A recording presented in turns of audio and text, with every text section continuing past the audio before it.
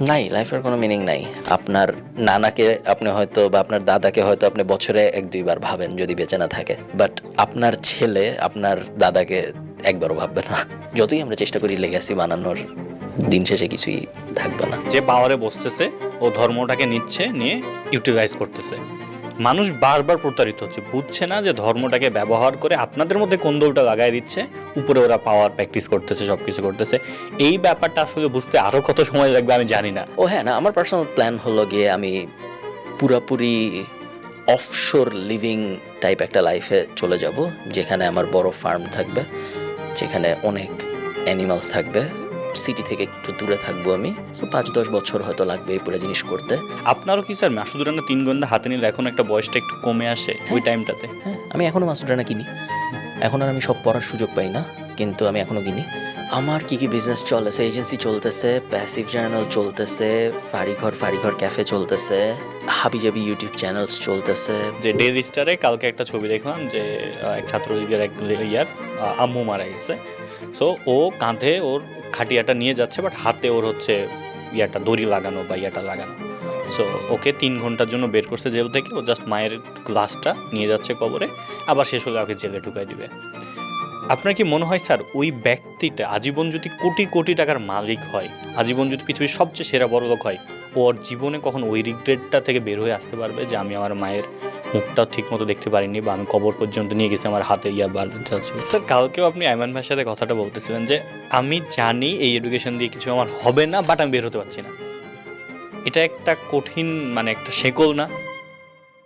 খালিদ ফারহান স্যারকে welcome the Ramzan show এবং passive journal বুক পডকাস্টে। ধন্যবাদ স্যার, কেমন আছেন? আলহামদুলিল্লাহ স্যার, আপনার কি অবস্থা? চলছে, খেয়ে পরে বেঁচে আছি, খারাপ নেই, ভালোই আছি। স্যার আমাকে একটু ধূপ করে একটু আয়ারল্যান্ডে যাই। আয়ারল্যান্ডে ফারহান ভাইয়ের একটা বিজি দিন বা একটা ওয়ার্ক ডে কীভাবে হয়, কখন থেকে শুরু হয়, কী কী করেন? আমি নর্মালি শুরু হয় সকাল 11টার আশপাশে। সকাল 11টার দিকে আমি উঠি, আমি সকালে উঠি না খুব একটা। এবং যদি উইন্টার থাকে তাহলে আমি শুরুতেই অফিসে চলে যাই। অফিস মানে হইল আমার বাসার ভিতরেই অফিস, আরেক রুমে চলে যাই আমি ভাবতেছিলাম আচ্ছা অফিসে যাই। আর যদি সামার থাকে তাহলে আমি ফার্স্টে পিছনের বাগানে যাই, গাছ গুছের পরিচর্যা শেষ করে তারপরে অফিসে যাই। তো এখন যেহেতু সামার না, এখন সরাসরি আমি অফিসে চলে যাই। ইমেইল দিয়ে শুরু হয়, 11টার থেকে 1টা-2টা পর্যন্ত এগুলোই চলে।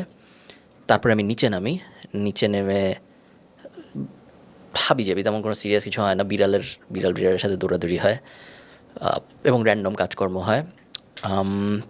তারপরে আমি নিচেও নামা এবং উপরে ওঠা এর মধ্যেই থাকি। সো কিছুক্ষণ এজেন্সি স্টাফ, কিছুক্ষণ কেউ কোনো কিছু নক করলে, যে আপনারা যখন নক টক করেন আপনাদের সাথে কথাবার্তা বলি, এগুলোই চলে সন্ধ্যা পর্যন্ত।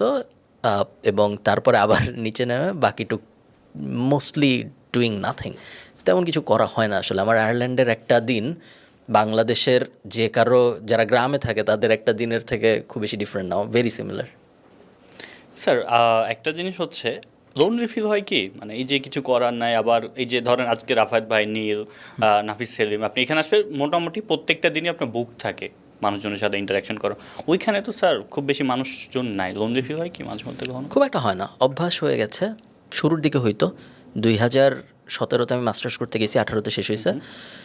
18 থেকে 20 এই টাইমটা আমি অনেক ভাবছি যে বিদেশ থাকবো না, দেশে চলে যাব। বিদেশ থাকার ভালো ডিসিশন হচ্ছে না, ভালো হচ্ছে না, এরকম মনে হইতো। তখন আমার রেগুলারলি মনে হইতো যে এই মাসই শেষ, তারপর চলে যাব। এই মনে হইতেই আমি আয়ারল্যান্ডে বাড়ি গাড়ি সিটিজেনশিপ সব বিড়াল সব হইতেই হয়ে গেছে।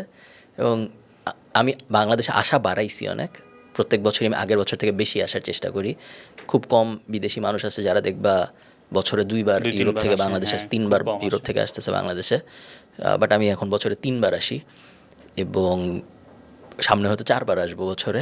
বাট না, লোনলি অত লাগে না। এবং আমার ধারণা এখানে সবার আমার বাংলাদেশে আমি যখন আসি তখন অনেক ফান যায়, কারণ আমি আসার কারণে অনেকের সাথে আমার দেখা হয়। আমি 10 দিন থাকি, 10 দিনই ফান যায়। কিন্তু যে ধরো 1 বছর বাংলাদেশে থাকে, তারও 1 বছরই ফান যায় বলে আমার মনে হয় না। তারও হয়তো দেখা যায় 10-15 দিনই দেখা হয় সবার সাথে। যেমন আমিন আমাকে প্রায় বলে যে আমি একমাত্র দেশে আসলেই ওর সাথেও অন্যান্য যারা দেশে থাকে তাদেরও তখনই দেখা হয় যখন হ্যাঁ আমার একটা সাথে গেট টুগেদার টাইপ কিছু একটা হয়। তখন আমার সাথে যখন ওদের দেখা হয়, ওদের নিজেদের মধ্যেও তখন দেখা হয়, বাট ওরা বাংলাদেশেই থাকে। সো আমি যখন আসি আমার মজা হয়, বাট আমার মনে হয় না ওদের একই রকম মজা হয় সবসময়। হ্যাঁ ওই লাস্টে টিকটকের অ্যাওয়ার্ডে হচ্ছে কিটো ভাই বলতেছিল যে আমি আজকে এখানে আসছি যে আমাদের ভাই ব্রাদারদের সাথে দেখা হবে, টিকটকে কি হইতে না হইতেছে উই ডোন্ট কেয়ার, বাট হ্যাঁ ওই সবার সাথে গেট টুগেদার হয় এবং দেখছি সবগুলো একসাথে হলে বেশ ফান হয় এবং আমি চুপচাপ দাঁড়ায় বসে থাকি এবং কিছু কনভারসেশন হয় স্যার ওইখানে। কিটো ভাই ছিল সেদিন, নিয়ন ভাই ছিল, আরও অনেকেই ছিল। So, একদম কনভারসেশন, ওরা লাইফটাকে কীভাবে দেখে বিয়ন্ড দ্য ক্যামেরা।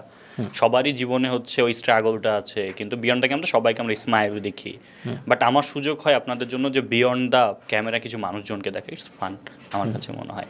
স্যার আমরা যারা হচ্ছে এই যে স্টুডেন্ট আছি বা আমরা যারা হচ্ছে আপনাদের সাথে কমিউনিকেট করতে চাই বা কন্টেন্ট ক্রিয়েটার বলেন বা সেলিব্রিটি বলেন, what's the most smart way to contact বা কমিউনিকেট?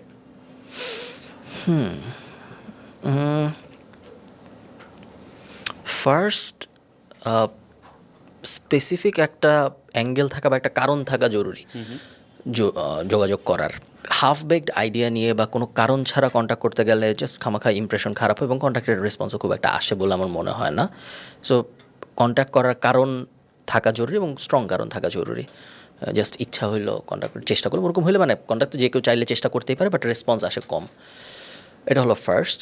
এরপরে সেকেন্ড হলো ওই কারণটা কত সহজে এবং কম ওয়ার্ড ব্যবহার করে বলা সম্ভব, জাস্ট ফর দ্য ইন্ট্রো। পরে তো এক্সপ্যান্ড করাই যাবে, বাট শুরুতে অত রচনার থেকে কম সহজে যদি বলা যায় ওই আইডিয়াটা, তাহলে খুবই ভালো। থার্ড, ইনফ্লুয়েন্সারদের রিচ আউট করার বেস্ট উপায় হলো 100% ইমেল সবসময় যাওয়া উচিত। একই সাথে ওই ইনফ্লুয়েন্সার সবকটা সোশ্যাল মিডিয়ার মধ্যে যেখানে সবচেয়ে বেশি কম পপুলার, ওইখানে তার সাথে যোগাযোগ করলে আই থিঙ্ক রেসপন্স বেশি আসে। আমার ক্ষেত্রে আমি ইমেল সবসময় দেখি, সো আমাকে যেই ইমেল করে আমি সবসময় সব আমি রিপ্লাই দিই না, কিন্তু দেখি আমি সব ইমেল দেখি এবং আমি টের পাই যে ভালো কোনো ইমেল আসলে আমার মিস হয় না, আমার কাছ থেকে রিপ্লাই যায়। অনেক সময় আসে যে ধরো ইমেলটাই হলো আসসালামু আলাইকুম বা ইমেলটা হলো ভাই কেমন আছেন, তো ওগুলোর আসলে রিপ্লাই যায় না, কারণ ওইটা আসলে that's not a conversation. So খামাখা ইমেইল ওইগুলো করে। আবার অনেকে আছে ধরো ইমেলের অনেক ফরম্যাট থাকে, বাট মেইন কথা হলো আমি চাই আমার সাথে যখন কেউ যোগাযোগ করবে তখন তার ফার্স্ট কনভারসেশন সত্যি এটা ইমেলের জন্য, সত্যি এটা ফেসবুকের মেসেঞ্জারের জন্য, যেখানেই সে আমার সাথে যোগাযোগের চেষ্টা করতেছে সব জায়গার জন্য সত্যি, তার ফার্স্ট কন্ট্যাক্টটা দেখেই যেন আমি বুঝতে পারি তার কী লাগবে, যাতে আমি খুব সহজেই বুঝতে পারি যে আমার তার সাথে এনগেজ করা উচিত নাকি, কারণ যদি না হয় তাহলে আমাদের দুজনেরই অনেক সময় বেঁচে যাবে। ট্রু স্যার, মানে এইটা হচ্ছে আমাদের কিছু বাচ্চা কাচ্চারা হয়তো একটু হার্টও হবে যে ভাই আসসালামু আলাইকুম, ওকে নেক্সট বলে দেন পুরো মেসেজটা। ওনারা ওয়েট করতেছে যে উনি ওয়ালাইকুম আসসালাম বলবে, তারপরে আমি যাই বলবো, কিন্তু ওয়ালাইকুম আসসালাম আর কেউ বলবে না। সো আপনি ভাই আসসালামু আলাইকুম থেমে না থেকে পুরাটা একবারে বলে ফেলেন, ওইটা অনেক বেটার। Exactly sir. আমি যে বলছিলাম যে নিহাব ভাইয়ের সাথে রিসেন্টলি কন্ট্যাক্ট করলাম, সো আমি ওনাকে একটা হোয়াটসঅ্যাপে মেসেজ দিচ্ছি যে ভাই আসসালামু আলাইকুম, আমি আপনার কন্টেন্ট ফলো করি, এমন এমন কিছু জায়গার নাম বলছি যে একটু একটু কম পপুলার। সো ওটা বললাম যে Sri Lanka to Bhola to Netrokona, and আমরা একটা প্ল্যান করছি যে আপনার সাথে নিহাব ভাই, আপনি এবং রনি শারাফাত এবং অনির্বাণ তিনজনকে আমরা একটা করবো, অ্যান্ড আপনার তিনজনই হচ্ছে ইন্ডাস্ট্রির বস, একটা বুম হবে। So we are expecting that. উনি পরের মেসেজে খুবই পজিটিভ যে ভাই I am interested, let's go for it. বেশিরভাগ মানুষই, আমি আপনাকে ওই দিনও বলতেছিলাম যে বেশিরভাগ মানুষই তাদেরকে সুন্দর করে স্পেশালি টডকাস্টের ব্যাপারে বেশিরভাগ মানুষকেই সুন্দর করে অ্যাপ্রোচ করলে, খুব কম মানুষই আছে যারা বলে যে না আমি করব না, এরকম খুব কম হয়। বেশিরভাগ মানুষই বেশিরভাগ সময় রাজি হয়, জাস্ট বুঝাইতে হয় তাদের। এটা স্পন্সরশিপের ক্ষেত্রেও স্যার, মানে আমি কয়েকটা জায়গায় দেখছি আমাকে যখন আমাকে আইমান ওই যে লেজির বান্দার যে আমার ফ্রেন্ড আর কি, ও বলে, আমি ওকে বলছি আচ্ছা একে বলবো, আমার মনে হয় না স্পন্সর করবে। স্যার আমাদের বলতে তো সমস্যা নাই, 100টা বলি 10টা আসবে। সো অনেকগুলা ব্র্যান্ড আমি পেয়েছি আমাদের বই বিক্রির জন্য বা যে কোনো ইভেন্টের জন্য, যেগুলো আমার মনে হচ্ছিল যে হবে না, বাট আমি রিচ আউট করেছি, দেখছি ওকে দে আর ইন্টারেস্ট।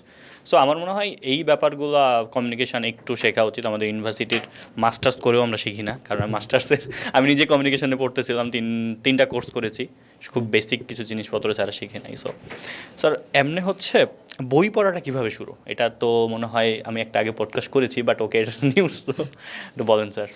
বই পড়া শুরু স্কুলে বেশ ছোটবেলার থেকেই বই। স্যার স্কুল তো ল্যাবরেটরি, আমার স্কুল ছিল উদয়ন, সো এটা হলো ঢাকা ইউনিভার্সিটির ভিতরে ব্রিটিশ কাউন্সিলের একটু সামনে ছিল আমার স্কুল।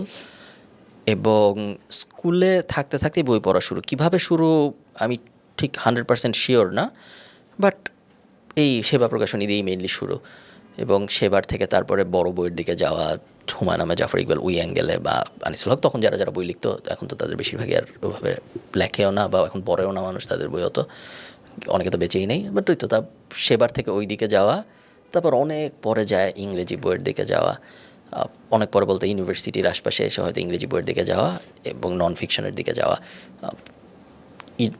স্কুল কলেজে থাকতে একমাত্র ইংলিশ বই আমি পড়েছি সম্ভবত হ্যারি পটার, এছাড়া আর কোনো ইংলিশ বই আমি পড়ি নাই। তবে বড় হয়তো অনেক বইটই পড়া হয়েছে প্রয়োজনের, আর ছোটোবেলায় পড়তাম মজা লাগতো দেখে। এখন মজা লাগে এরকম বই কম পড়া হয়, প্রয়োজনের বই বেশি পড়া হয়। ছোটোবেলায় মজা লাগতো দেখে 100% বই পড়া হইতো, প্রয়োজন তো ছিল না কোনো। এখন কি স্যার ওই তিন গোয়েন্দা বা মাসুদ রানা কোনোটা বা কিংবা সমরেশের যে কোনো বই পড়লে কি, আমি যেমন পরশুদিন রাতে একটা ফিল করেছি, আমি সমরেশের একটা রহস্য রোমাঞ্চ সিরিজ পড়ছিলাম, তা আমার মনে হলো ওই যে পাহাড়, ওই যে হচ্ছে আপনার চা বাগান, যে ব্যাপারগুলো থাকে, একটা কিশোর ডিসেম্বরের ছুটিতে ঘুরতে যাবে, এই সেই অনেক কিছু। আপনারও কি স্যার মাসুদ রানা তিন গোয়েন্দা হাতে নিলে এখন একটা বয়সটা একটু কমে আসে ওই টাইমটাতে? হ্যাঁ, আমি এখনও মাসুদ রানা কিনি, এখন আর আমি সব পড়ার সুযোগ পাই না, কিন্তু আমি এখনও কিনি। তিন গোয়েন্দা এখন আর কিনি না তো। তিন গোয়েন্দা স্যার মানে আপনার অলমোস্ট পড়া শেষ।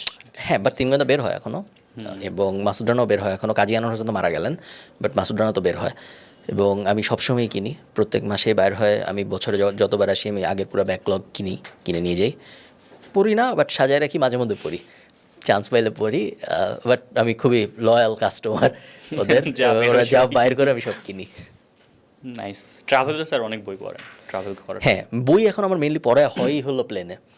প্লেন মেইন আমার বই পড়ার জায়গা। আমার আয়ারল্যান্ড থেকে বাংলাদেশে আসতে লাগে 14.5 ঘন্টা, যাইতে আবার লাগে 14.5 ঘন্টা, 15 ঘন্টা এরকম। তো ধরো কেউ যদি সিরিয়াস হয়, যাইতে আসতে 2টা বই এমনিই শেষ হয়ে যায়, পুরো সময় অবশ্য বই পড়ে না। বাট ওই তো, এছাড়া আমি ইউরোপের ভিতরে যেহেতু অনেক ঘুরি, সব জায়গায় যেতে 1 ঘন্টা লাগে, 2 ঘন্টা লাগে এরকম। সো ওই পথেও অনেক বই পড়া হয়। মেইনলি এখন বই পড়া, আনলেস কোনো স্পেসিফিক রিজনে কোনো বই পড়তেছি, র্যান্ডমলি পড়ছি, বেশিরভাগ সময় ট্রাভেলের সময় পড়া হয়। জায়গাটা কি স্যার একটু পেইন দেয় যে আগে একটু মজার জন্যই বই পড়তাম, এখন শুধু কাজের জন্যই বই পড়তে হচ্ছে? এটা কি একটু কষ্ট? একটু কষ্টকর, হ্যাঁ। হ্যাঁ, মানে এটা আসলে আমি যখন মাঝে মধ্যে কোর্সের জন্য বই পড়ি, আমার ওই উপন্যাস যদি আমাকে এমনি পড়তে হতো পড়তাম, কোর্সের জন্য যখন পড়তে হয় তখন একটু খারাপ লাগে, এটা পড়ে আমাকে এই এই প্রশ্নের উত্তর দিতে হবে, এই সেইগুলো দাগাতে হবে। চাপায় দেওয়া জিনিস সবসময় একটু কষ্টের, এবং এগুলো আমরা নিজেদের উপর নিজে চাপাই দিচ্ছি। কেউ হয়তো বলতেছে না যে এই বই না পড়লে সমস্যা আছে, বাট আমরা জানি যে না পড়লে অনেক কিছু হয়তো আমরা করতে পারতাম যেটা না পড়ার কারণে পারবো না, সো পড়তে হবে। সো নিজেই নিজের উপর চাপায় দেওয়া, এবং চাপায় দেওয়া যেহেতু একটু ফোর্স, যেহেতু এই কারণে একটু বেশি কষ্টকর কম্পেয়ার টু একটা সাহিত্য পড়তেছি। আর মজাও কম আসলে, যেহেতু এটা এন্টারটেইনিং না।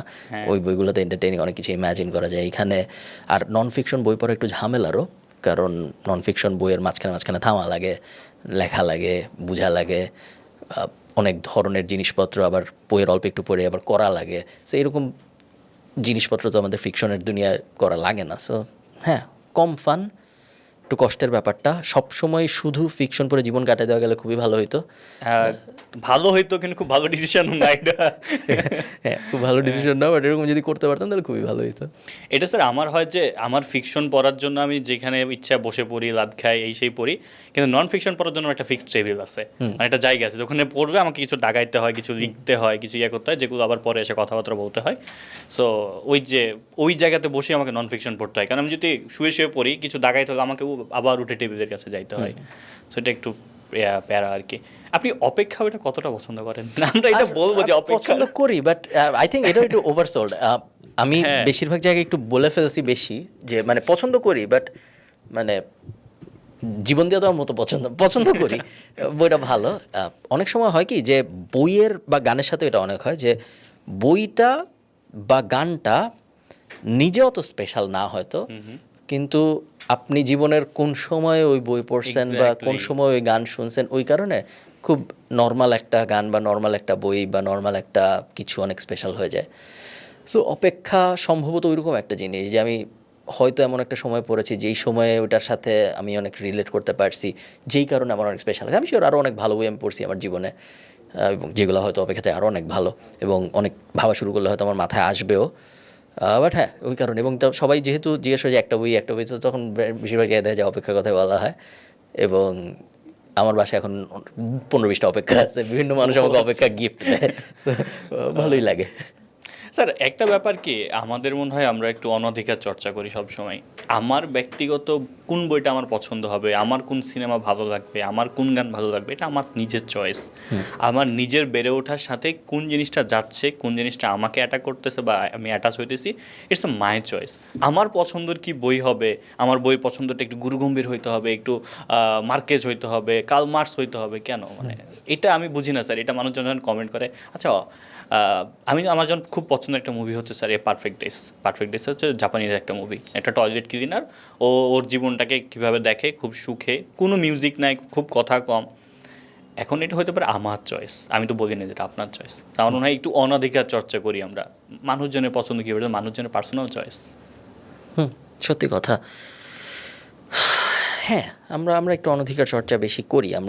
আমরা চাই মানুষজনকে বিভিন্নভাবে জাজ করার চেষ্টা করতে, এবং তার সে কি পড়ে, সে কি করে, সে কি দেখায়, এগুলা দিয়ে জাজ করা সহজ। সো কেউ যদি বলে যে ধরেন আমার এই জিনিস পছন্দ, কিন্তু এটা যদি সমাজের চোখে আবার একটু ক্রিঞ্জ টাইপ হয়, তখন সে আর সাহস পায় না জিনিস বলার যে আমার এই জিনিস পছন্দ। সো এগুলো হয়।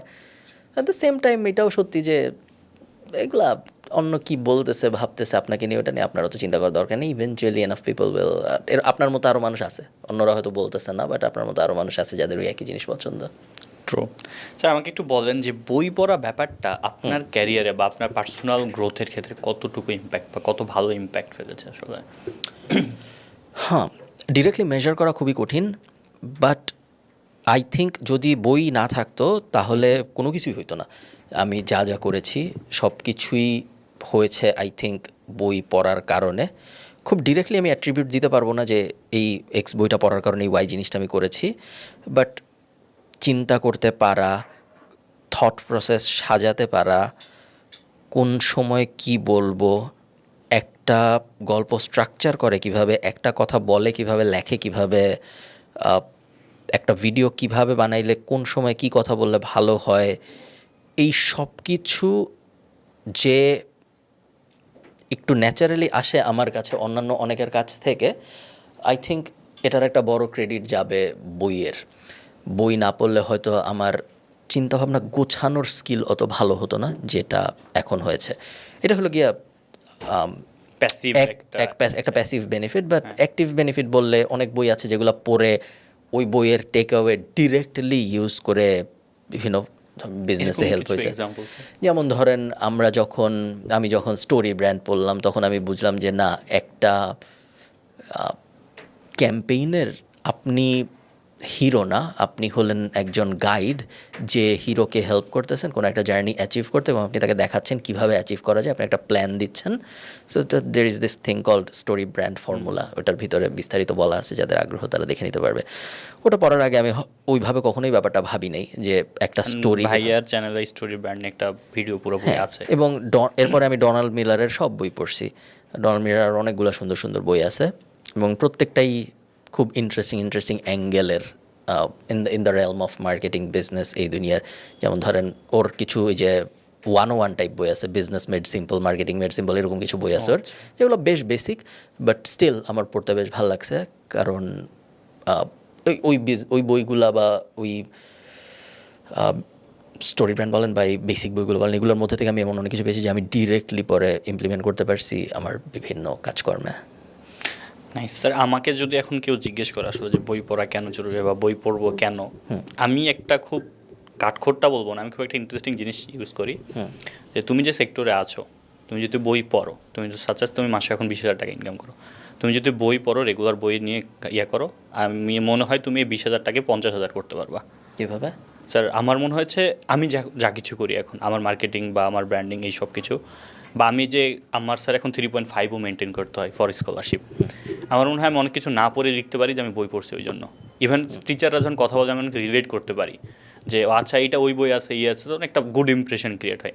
দ্বিতীয়ত স্যার ওই যে আপনি যেটা বলেন যে চিন্তা করার ক্যাপাসিটি, আমি একটা বিয়ন্ডে গিয়ে চিন্তা করতে পারি, আবার স্টোরিটাকে সাজাই দিতে পারি যে আপনি এইভাবে যেতে পারেন, এইভাবে করতে পারেন।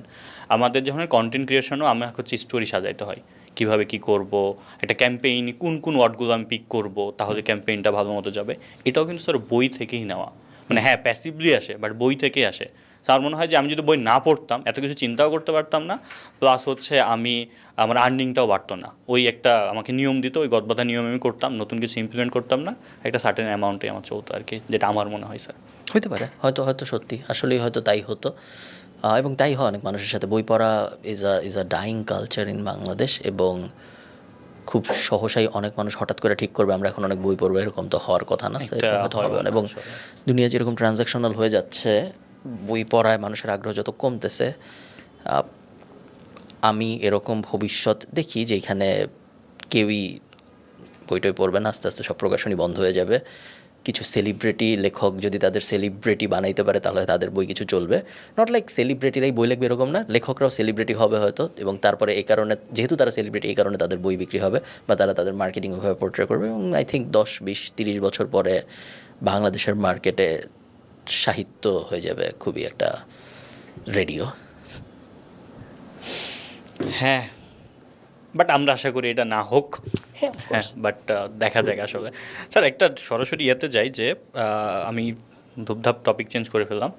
ইন্ডিয়াতে একটা রিসেন্টলি রিসার্চ বের হলো স্যার, যে ইন্ডিয়ার হচ্ছে সেলিব্রিটি কিংবা ইন্ডিয়াতে বাইরে যে সেলিব্রিটিগুলো আসে এদের কারোরই বিজনেস বা প্রোডাক্ট আসলে স্টে করে না, বা হচ্ছে যে ভালো মার্কেটে ফল করে না। এটা কেন মনে হয় আপনার কি স্যার?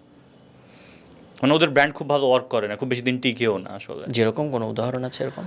স্যার প্রাইম খুব বেশি দিন টিকে নাই। আচ্ছা, সো বাইরের সেলিব্রিটিরা যখন ইন্ডিয়ার প্রোডাক্ট লঞ্চ হ্যাঁ, করছে বা তখন থেকে ইন্ডিয়ার সেলিব্রিটিরাও তারা হচ্ছে এটা চালচিত্র চারুগল্প নামে একটা ইয়ে আছে আর কি ইন্ডিয়া, উনি একটা রিসার্চ দিল দেখলাম আর কি।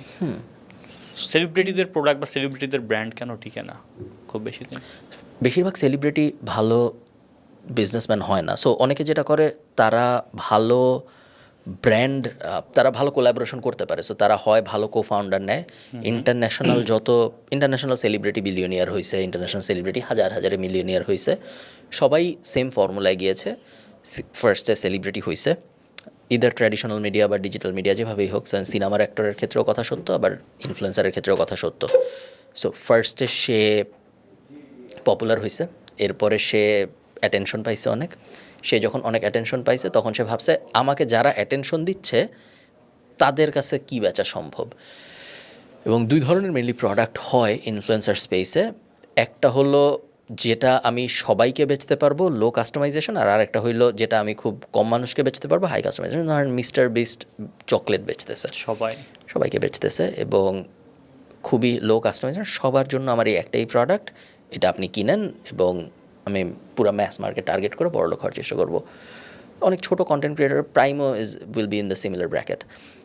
বাট এরকম অনেক কন্টেন্ট ক্রিয়েটার আছে যাদের ধরেন 2 lakh follower, 10 lakh follower, 20 lakh follower এরকম, এবং তারা চেষ্টা করতেছে এই নিশ অডিয়েন্সের জন্য খুব স্পেসিফিক কিছু বানানোর যেটা শুধু এই মার্কেটটাকে টার্গেট করবে।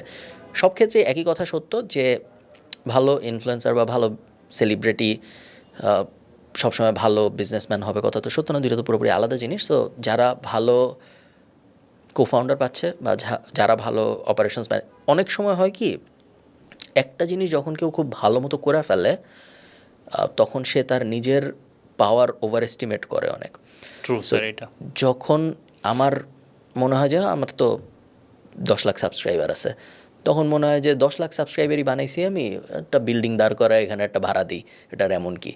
দুইটা যে খুব আলাদা জিনিস এবং একটার সাথে যে আরেকটার কোনো সম্পর্ক নাই। আপনি একটাই খুব ভালো হয় আরেকটা খুবই জঘন্য হইতে পারেন।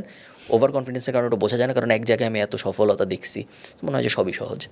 তো এটা অনেক মানুষের সাথে হয় এবং এই কারণে তারা অনেক ভালো করতে। বাংলাদেশে অনেক ইনফ্লুয়েন্সার আমি দেখছি যারা খুবই দুঃখজনক লো নাম্বারস গেম খেলে। যেমন ধরেন একজনের 5 লাখ সাবস্ক্রাইবার, সে টি শার্ট বিক্রি করে 10,000 টাকা বা 20,000 টাকা ইনকাম করার চেষ্টা করতেছে।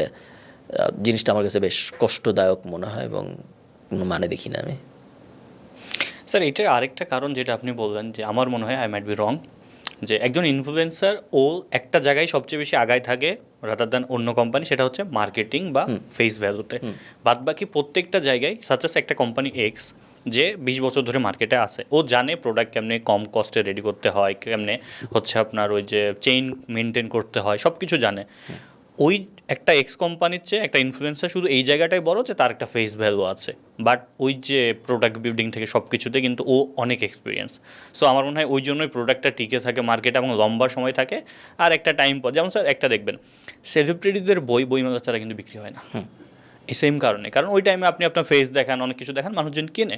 কিন্তু আফটার বইমেলা আপনি ফেসও দেখান না, বই নিয়ে কথা বলেন না, মানুষজন ইন্টারেস্ট না, কারণ ওটা কাউট ক্লাসিক বা এমন কোনো বই না যেটা আমি সব সময় পড়বো বা কিনবো। সো এইটাও হয় কিনা স্যার? হ্যাঁ হয়, আই থিঙ্ক হয়। সেলিব্রিটিদের বই লেখা ব্যাপারটা, সো ওই যে এগেন সেলিব্রিটি ইনফ্লুয়েন্সার সবার সুবিধাটা যেটা, সেটা হলো ইনিশিয়াল ট্র্যাকশন অ্যান্ড আইবল পাওয়া অনেক সহজ। সো ইনিশিয়ালি অনেকগুলা বিক্রি হয়ে যায়, ইনিশিয়ালি 1 মাসে অনেক কিছু হয়ে যায়। বাট একটা বিজনেস তো 1 মাসের ব্যাপার না, একটা বিজনেস বছরের পর বছরের ব্যাপার। এবং অত দিন ধরে একটা জিনিস টিকায় রাখা, যখন ওটা আপনার মেইন কোর্স স্কিল না, আপনার মেইন কোর্স স্কিল হলো যেইভাবে আপনি সেলিব্রিটি হয়েছেন ওটা সবাই হয়তো করতে পারে না। আস্তে আস্তে অবস্থা চেঞ্জ হবে। আই থিঙ্ক দুনিয়ায় আমরা আরও অনেক ক্রিয়েটর বেসড বিজনেসেস দেখব, এবং আমার মনে হয় এরকম এক সময় আসবে যখন অনেক মানুষ চিন্তা করবে যে না, আমি এখন রমজানের ব্র্যান্ডের চাল কিনবো নর্মাল, মানে কমোডিটি স্পেসেও আই থিঙ্ক আমরা দেখবো যে এখন, কারণ ওরা আমি চিনি, প্রাণকে আমি চিনি না, বা যারা চাল বেচে তাদের আমি চিনি না, কিন্তু ওর ভিডিও আমি প্রত্যেক সপ্তাহে দেখি, ও হেলথ নিয়ে কথাবার্তা বলে, ও কার্বোহাইড্রেট নিয়ে অনেক কিছু জানে মনে হয়, ওর ব্র্যান্ডের চালই আমি কিনবো যখন দুইটা সিমিলার প্রাইসড। এরকম হবে আই থিঙ্ক বেশিরভাগ প্রোডাক্ট নিয়েই। স্যার কেউ যদি জিজ্ঞেস করে যে খালিদ ফারহান ভাইয়ের পছন্দের 5-6টা বই যেগুলো হচ্ছে আপনার খুব পছন্দের, উপেক্ষা বাদ দিয়ে তো 3 গোয়েন্দার বেশিরভাগই পড়বে এই লিস্টে, বাট স্পেসিফিক্যালি যদি বলি তাইলে ভলিউম 4-এর 1-2, যেখানে অথৈ সাগর 1-2 এগুলো ছিল যেগুলো, তারপর ভীষণ অরণ্য 1-2 ছিল যেগুলো, ওগুলা তো এইগুলো হবে একদম ফার্স্ট। 3 গোয়েন্দা প্রথম 100 ভলিউমের বেশিরভাগই আসলে ভালো। সো যেটাই আপনি পিক করেন আপনার কোনো সমস্যা হবে না, বাট স্পেসিফিক্যালি বললে এগুলো হবে। হুমায়ুন আহমেদও বেশিরভাগই আমার পছন্দ, এবং আমি ওই দিন ওদের বলতেছিলাম যে আমি সামনে হুমায়ুন আহমেদের সব বই চ্যাটজিপিটিতে ইনপুট দিয়ে তারপর আমি চেষ্টা করবো যে হুমায়ুন আহমেদের মতো বই বাইর করে পড়তে। লিখবো না হয়তো, বাট আমি নিজে পড়বো বসে বসে, যে হুমায়ুন আহমেদের বই পড়ার সুযোগ হয় আমার। আবার এছাড়া সো আমার এগুলো কোনোটাই আপনার অবশ্যই পড়তে হবে জরুরি না, এগুলো কোনোটা থেকে আপনি তেমন কিছু শিখবেন এরকমও না, জাস্ট মজা। এবং আমার জীবনে যেমন হ্যারি পটার পুরো সিরিজই আমার অনেক পছন্দ, আমি ধরেন 100 বারে পড়ছি। আমি যদি নন ফিকশনের দিকে যাই, দেন ডোনাল্ড মিলারের সব কিছু আমার বেশ ভালো লাগে, যেটা একটু আগে বললাম। সো ডোনাল্ড মিলারের সব কিছু আমি পড়ার চেষ্টা করি। বেসিক বই রিসেন্ট সময় আমার খুব বেশি পড়া হয় নাই, বাট যাদের বিজনেস নিয়ে আগ্রহ আছে, সো বিভিন্ন টপিকের ওপরে তো বই হয়, আমি যেহেতু বিজনেস এইসব হাবিজাবি করি, সো আমি এইসবই হয়তো বেশি পড়ি। সো রিসেন্ট গত 2 বছরে বেসিক বিজনেস বই যেগুলো দিয়ে কেউ শুরু করতে পারে বই পড়া, তার মধ্যে ছিল নোয়া কেগানের একটা সবুজ রঙের বই আছে, আমার বইটার নাম এই মুহূর্তে মনে পড়তেছে না, বাট রাইটারের নাম হলো নোয়া কেগান। আপনারা সার্চ দিয়ে দেখতে পারেন, বইয়ের মলারটা সবুজ।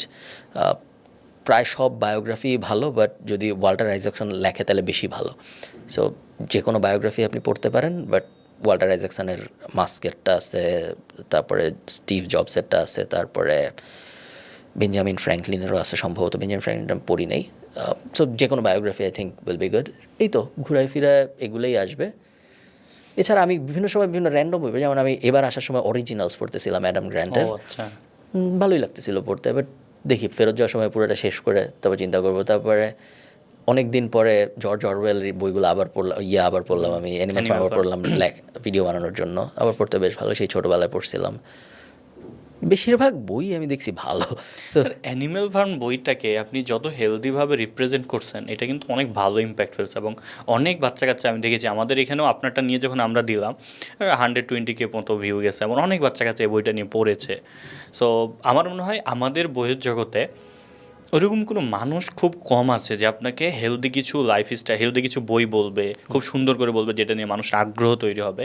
এরকম মানুষও কম স্যার এই ইন্ডাস্ট্রিতে। মানে আপনি যে বইগুলো বলেন, যে অ্যানিমেল ফার্ম বলছেন বা স্টোরি টেলিং, কিংবা আপনি হচ্ছে যে আমাদের ওই যে ব্যাবলিনের একটা হচ্ছে বই ছিল স্যার, ওগুলো অনেকগুলোই কিন্তু এখন মানুষজন পড়ে কিনে, এবং দে আর গুড উইথ দিস।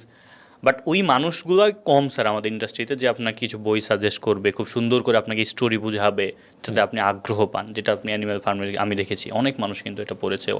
আপনার ফ্রেন্ড হচ্ছে আমাদের অডিও বুক বলবে, ভাইয়ার নাম কি ভুলে গেছি, আপনার সাদমান না অডিও বুক আচ্ছা বুঝতে পারছি, কল্লোল। হ্যাঁ, কল্লোল ভাইয়ের অডিও বুক অনেকেই শুনছে আপনার এই ভিডিওর পর, বাট ওরা জানে না কিন্তু কল্লোল ভাই আপনার ফ্রেন্ড। হ্যাঁ, সো গল্পকথন ভাই কল্লোল ও তো ফিনল্যান্ড চলে গেছে, আর আমি একসাথে নর্থ সাউথে পড়তাম। হ্যাঁ, কথা সত্য, অনেক মানুষ নাই যারা বইটই নিয়ে কথাবার্তা বলে, আবার আছেও অনেকে যাদেরকে হয়তো অনেক মানুষ কনজিউম করে না। আপনারা তো বই নিয়ে রেগুলার কন্টেন্ট বানান, কখনো কখনো হয়তো অনেক কনজাম্পশন আসে, আবার অনেক সময় আসেও না। আমাদের স্কেলটা স্যার কম। হ্যাঁ, তো এইটার বড় কেউ যে অলরেডি বড়, সে তার টপিক থেকে সরে যায় বই নিয়ে বানাচ্ছে এরকম খুব কম হচ্ছে। এন্টারটেইনমেন্ট বেসড কন্টেন্ট ক্রিয়েটররা তো একদমই বানায় বলে মনে হয় না, যাদের সবচেয়ে বড় রিচ। সো ধরেন একজন রাফসান দ্য ছোট, যে কোনো একটা দুজনের দিয়ে হবে। ধরেন একজন রাফসান দ্য ছোট ভাই বা রাফসান শাবাব যদি হঠাৎ করে একটা বই নিয়ে ভিডিও বানায়, বা একটা নাফিস সেলিম যদি বই নিয়ে ভিডিও বানায়, বা যত বড় ক্রিয়েটর আছে সবাই যদি কখনো কখনো বানায়, এবং তাদের মতো করেই বানাবে, এমন না যে তার স্যাক্রিফাইস করতে হবে যে না আমি তো এই ভিডিও করলে 10 লাখ মানুষ দেখে, এখন আমি হঠাৎ করে একটা বই নিয়ে ভিডিও বানাবো, কেউ তো দেখবে না, ওরকম না। তার একটা অ্যাঙ্গেল খুঁজে বের করতে হবে যাতে কাজ করে। আপনার ভিডিও কিন্তু 500K পর্যন্ত দেখছে।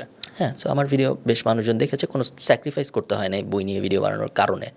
এবং ওরা আমার থেকেও আরও স্মার্ট এবং ওরা আরও বুঝে সব। সো ওরা এমন অ্যাঙ্গেল ইজিলি খুঁজে পাবে যাতে দুইটাই হয়, এবং ওদেরও উল্টা আরও বেনিফিট বাড়বে, রেসপেক্ট বাড়বে বই নিয়ে কথা বলার কারণে।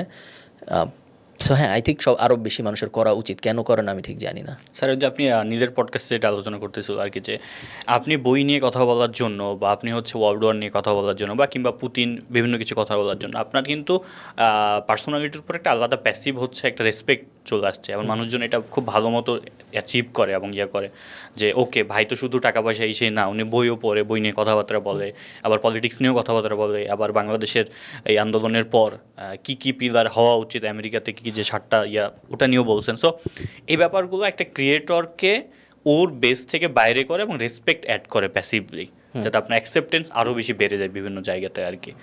সো এইটা আর কি। স্যার, আপনার ফেভারিট ট্রাভেল ডেস্টিনেশন কোনটা? হ্যাঁ, আমি একবার একটা জায়গায় গিয়েছিলাম, অস্ট্রিয়ার হলস্ট্যাট, ছোট একটা গ্রাম। গ্রামের ভিতরে খুবই ছোট গ্রাম, ধরেন 300-400 মানুষ থাকে এরকম, বেশ ছোট, এবং মাঝখানে একটা লেক, চারদিকে অনেকগুলো পাহাড়, ওইটাই বেসিক্যালি গ্রাম শেষ। কোথাও হয়তো আমি ছবি দিয়েছিলাম, আমার এখন মনে নেই দিয়েছিলাম নাকি, নাও দিয়ে থাকতে পারি, আমি তো দিই না, আমি দেখি নাই, নাও দিয়ে থাকতে পারি, আমি ঠিক জানি না। সো আপনারা গুগল করে নিন, হলস্ট্যাট নাম অস্ট্রিয়া। অস্ট্রিয়া বেশ সুন্দর। সো হলস্ট্যাট অনেক সুন্দর ছিল। এর আগে আমি একবার গিয়েছিলাম ইন্সব্রুকে, ওটাও অস্ট্রিয়া, এবং ইন্সব্রুকে সম্ভবত আমি ফার্স্ট পাহাড়ের উপরে বরফ দেখছি। তার আগে আমি কখনো, আমি যদিও তার আয়ারল্যান্ড অনেক দিন, আয়ারল্যান্ডে এত বরফ পড়ে না, বাট অস্ট্রিয়া যত পড়ে। সো ইউরোপ হবে আমার ফেভারিট ট্রাভেল ডেস্টিনেশন। ইউরোপের মধ্যে ভাগ করাটা কঠিন, বাট এমন জায়গা, যেসব জায়গায় পাহাড় আছে ওইসব জায়গা বেশি পছন্দ আমার। সো অস্ট্রিয়া পড়বে। কেউ যদি ম্যাপের দিকে তাকায়, আল্পস পর্বতমালা যেদিক দিয়ে গেছে, এই আল্পস পর্বতমালার পুরা বর্ডারটাই আর কি আমার পছন্দ। সো অস্ট্রিয়া পড়বে, ওইখানে জার্মানির কিছু অংশ পড়বে ওইখানে, তারপরে আরও আপনারা ম্যাপে দেখেন সুইজারল্যান্ড পড়বে। সো সুইজারল্যান্ড বেশ সুন্দর। সুইজারল্যান্ড সুন্দর, এটা সবাই জানে, সুইজারল্যান্ডের ব্র্যান্ড আছে এরকম, এবং সুইজারল্যান্ড আসলেও বেশ সুন্দর। সো সবাই যদি সুযোগ থাকে যাওয়া উচিত।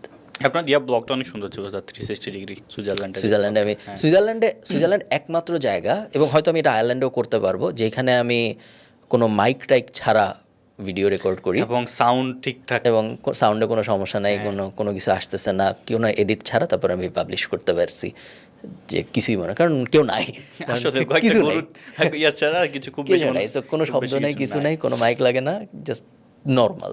এবং ওই সুইজারল্যান্ডের যে 360 ভিডিও, সেটা হইলো পুরোই একটা এডিট ছাড়া ভিডিও। সো ভিডিও শুরু হয়েছে, ভিডিও শেষ হয়েছে, মাঝখানে কোনো এডিট নেই, অডিও কোনো কিছু করা হয়নি, ভিডিও কিছু করা হয়নি। ও না, আমি ভাবছিলাম লুক্সেমবার্গেরটা তো এডিট করা। হ্যাঁ, ওটা লুক্সেমবার্গেরটা এডিট করা। লুক্সেমবার্গের সময় আমার মাইক ছিল সাথে, I think. Luxembourg it's also very interesting city, but Luxembourg is an experience. এটা ঠিক, কারণ লুক্সেমবার্গে পাহাড়ও নেই, সাগরও নেই। লুক্সেমবার্গের মজাটা অন্যরকম, যে হেরিটেজ বা একটা ইতিহাস, ওদের একটা ইতিহাস আছে, এবং ওই যে সব পাবলিক ট্রান্সপোর্ট ফ্রি, হাবিজাবি কিছু ব্যাপার আছে লুক্সেমবার্গের, ওটা অন্যরকম ওরা। বাট ইউরোপ জেনারেলি আমার বেশ পছন্দ, ইউরোপ বেশ নাইস। নেপাল গেছেন স্যার? এশিয়ায় আমি গিয়েছি শুধু ইন্ডিয়া এবং থাইল্যান্ড, আর কোথাও যাইনি আমি।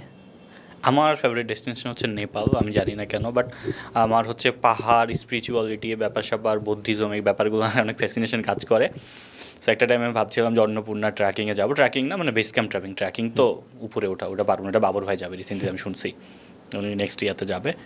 বাট ওই পাহাড় টাহাড় এগুলো আমাকে একটু বলেন তো স্যার, যে ট্রাভেল করা কেন ইম্পর্টেন্ট, বা কতটুকু ইম্পর্টেন্ট, বা কতটা বেশি ইম্পর্টেন্ট? ট্রাভেল করলে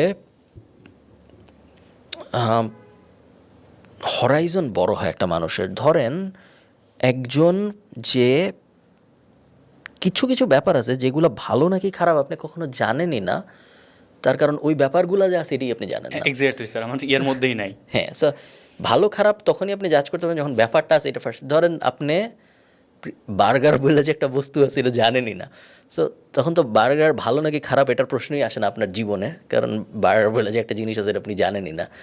ট্রাভেল করলে যে ব্যাপারটা হয় সেটা হলো বার্গার বলে যে একটা বস্তু আছে এটা আস্তে আস্তে আপনার বোঝা হয়, এবং এরকম যে কত কোটি কোটি বস্তু আছে, বস্তু বলতে আর কি জিনিস, মানুষ, ইমোশন, হিস্ট্রি সব কিছু মিলে এরকম কত কোটি কোটি জিনিস যে আছে, এবং আমরা যে কত কোটি কোটি জিনিসের কিছুই জানি না, কত কিছু যে জানি না এটাও উপলব্ধিটাও খুব সুন্দর করা হয় যখন কোথাও যাওয়া যায়। যে আমি এত কিছু বুঝতাম, আমি এখানে আসছি, আমি দেখি কিছুই বুঝি না, এখানে কিছুই জানি না, কিছুই বুঝি না, কী হইতেছে কিছুই বুঝতেছি না, কোন দিকে যাব তাও বুঝতেছি না, কিছুই বুঝতেছি না। এবং এই ব্যাপারটা যখন মনে হয় যে না আবার এরকম একটা জায়গায় চলে আসছি যখন কিছুই বুঝতেছি না এবং আস্তে আস্তে আবার সব কিছু বোঝার যে ওই ব্যাপারটা আই থিঙ্ক অনেক ইন্টারেস্টিং। এবং হ্যাঁ, ট্রাভেল আপনার হরাইজন বড় করতে অনেক সাহায্য করে বলে আমি বিশ্বাস করি।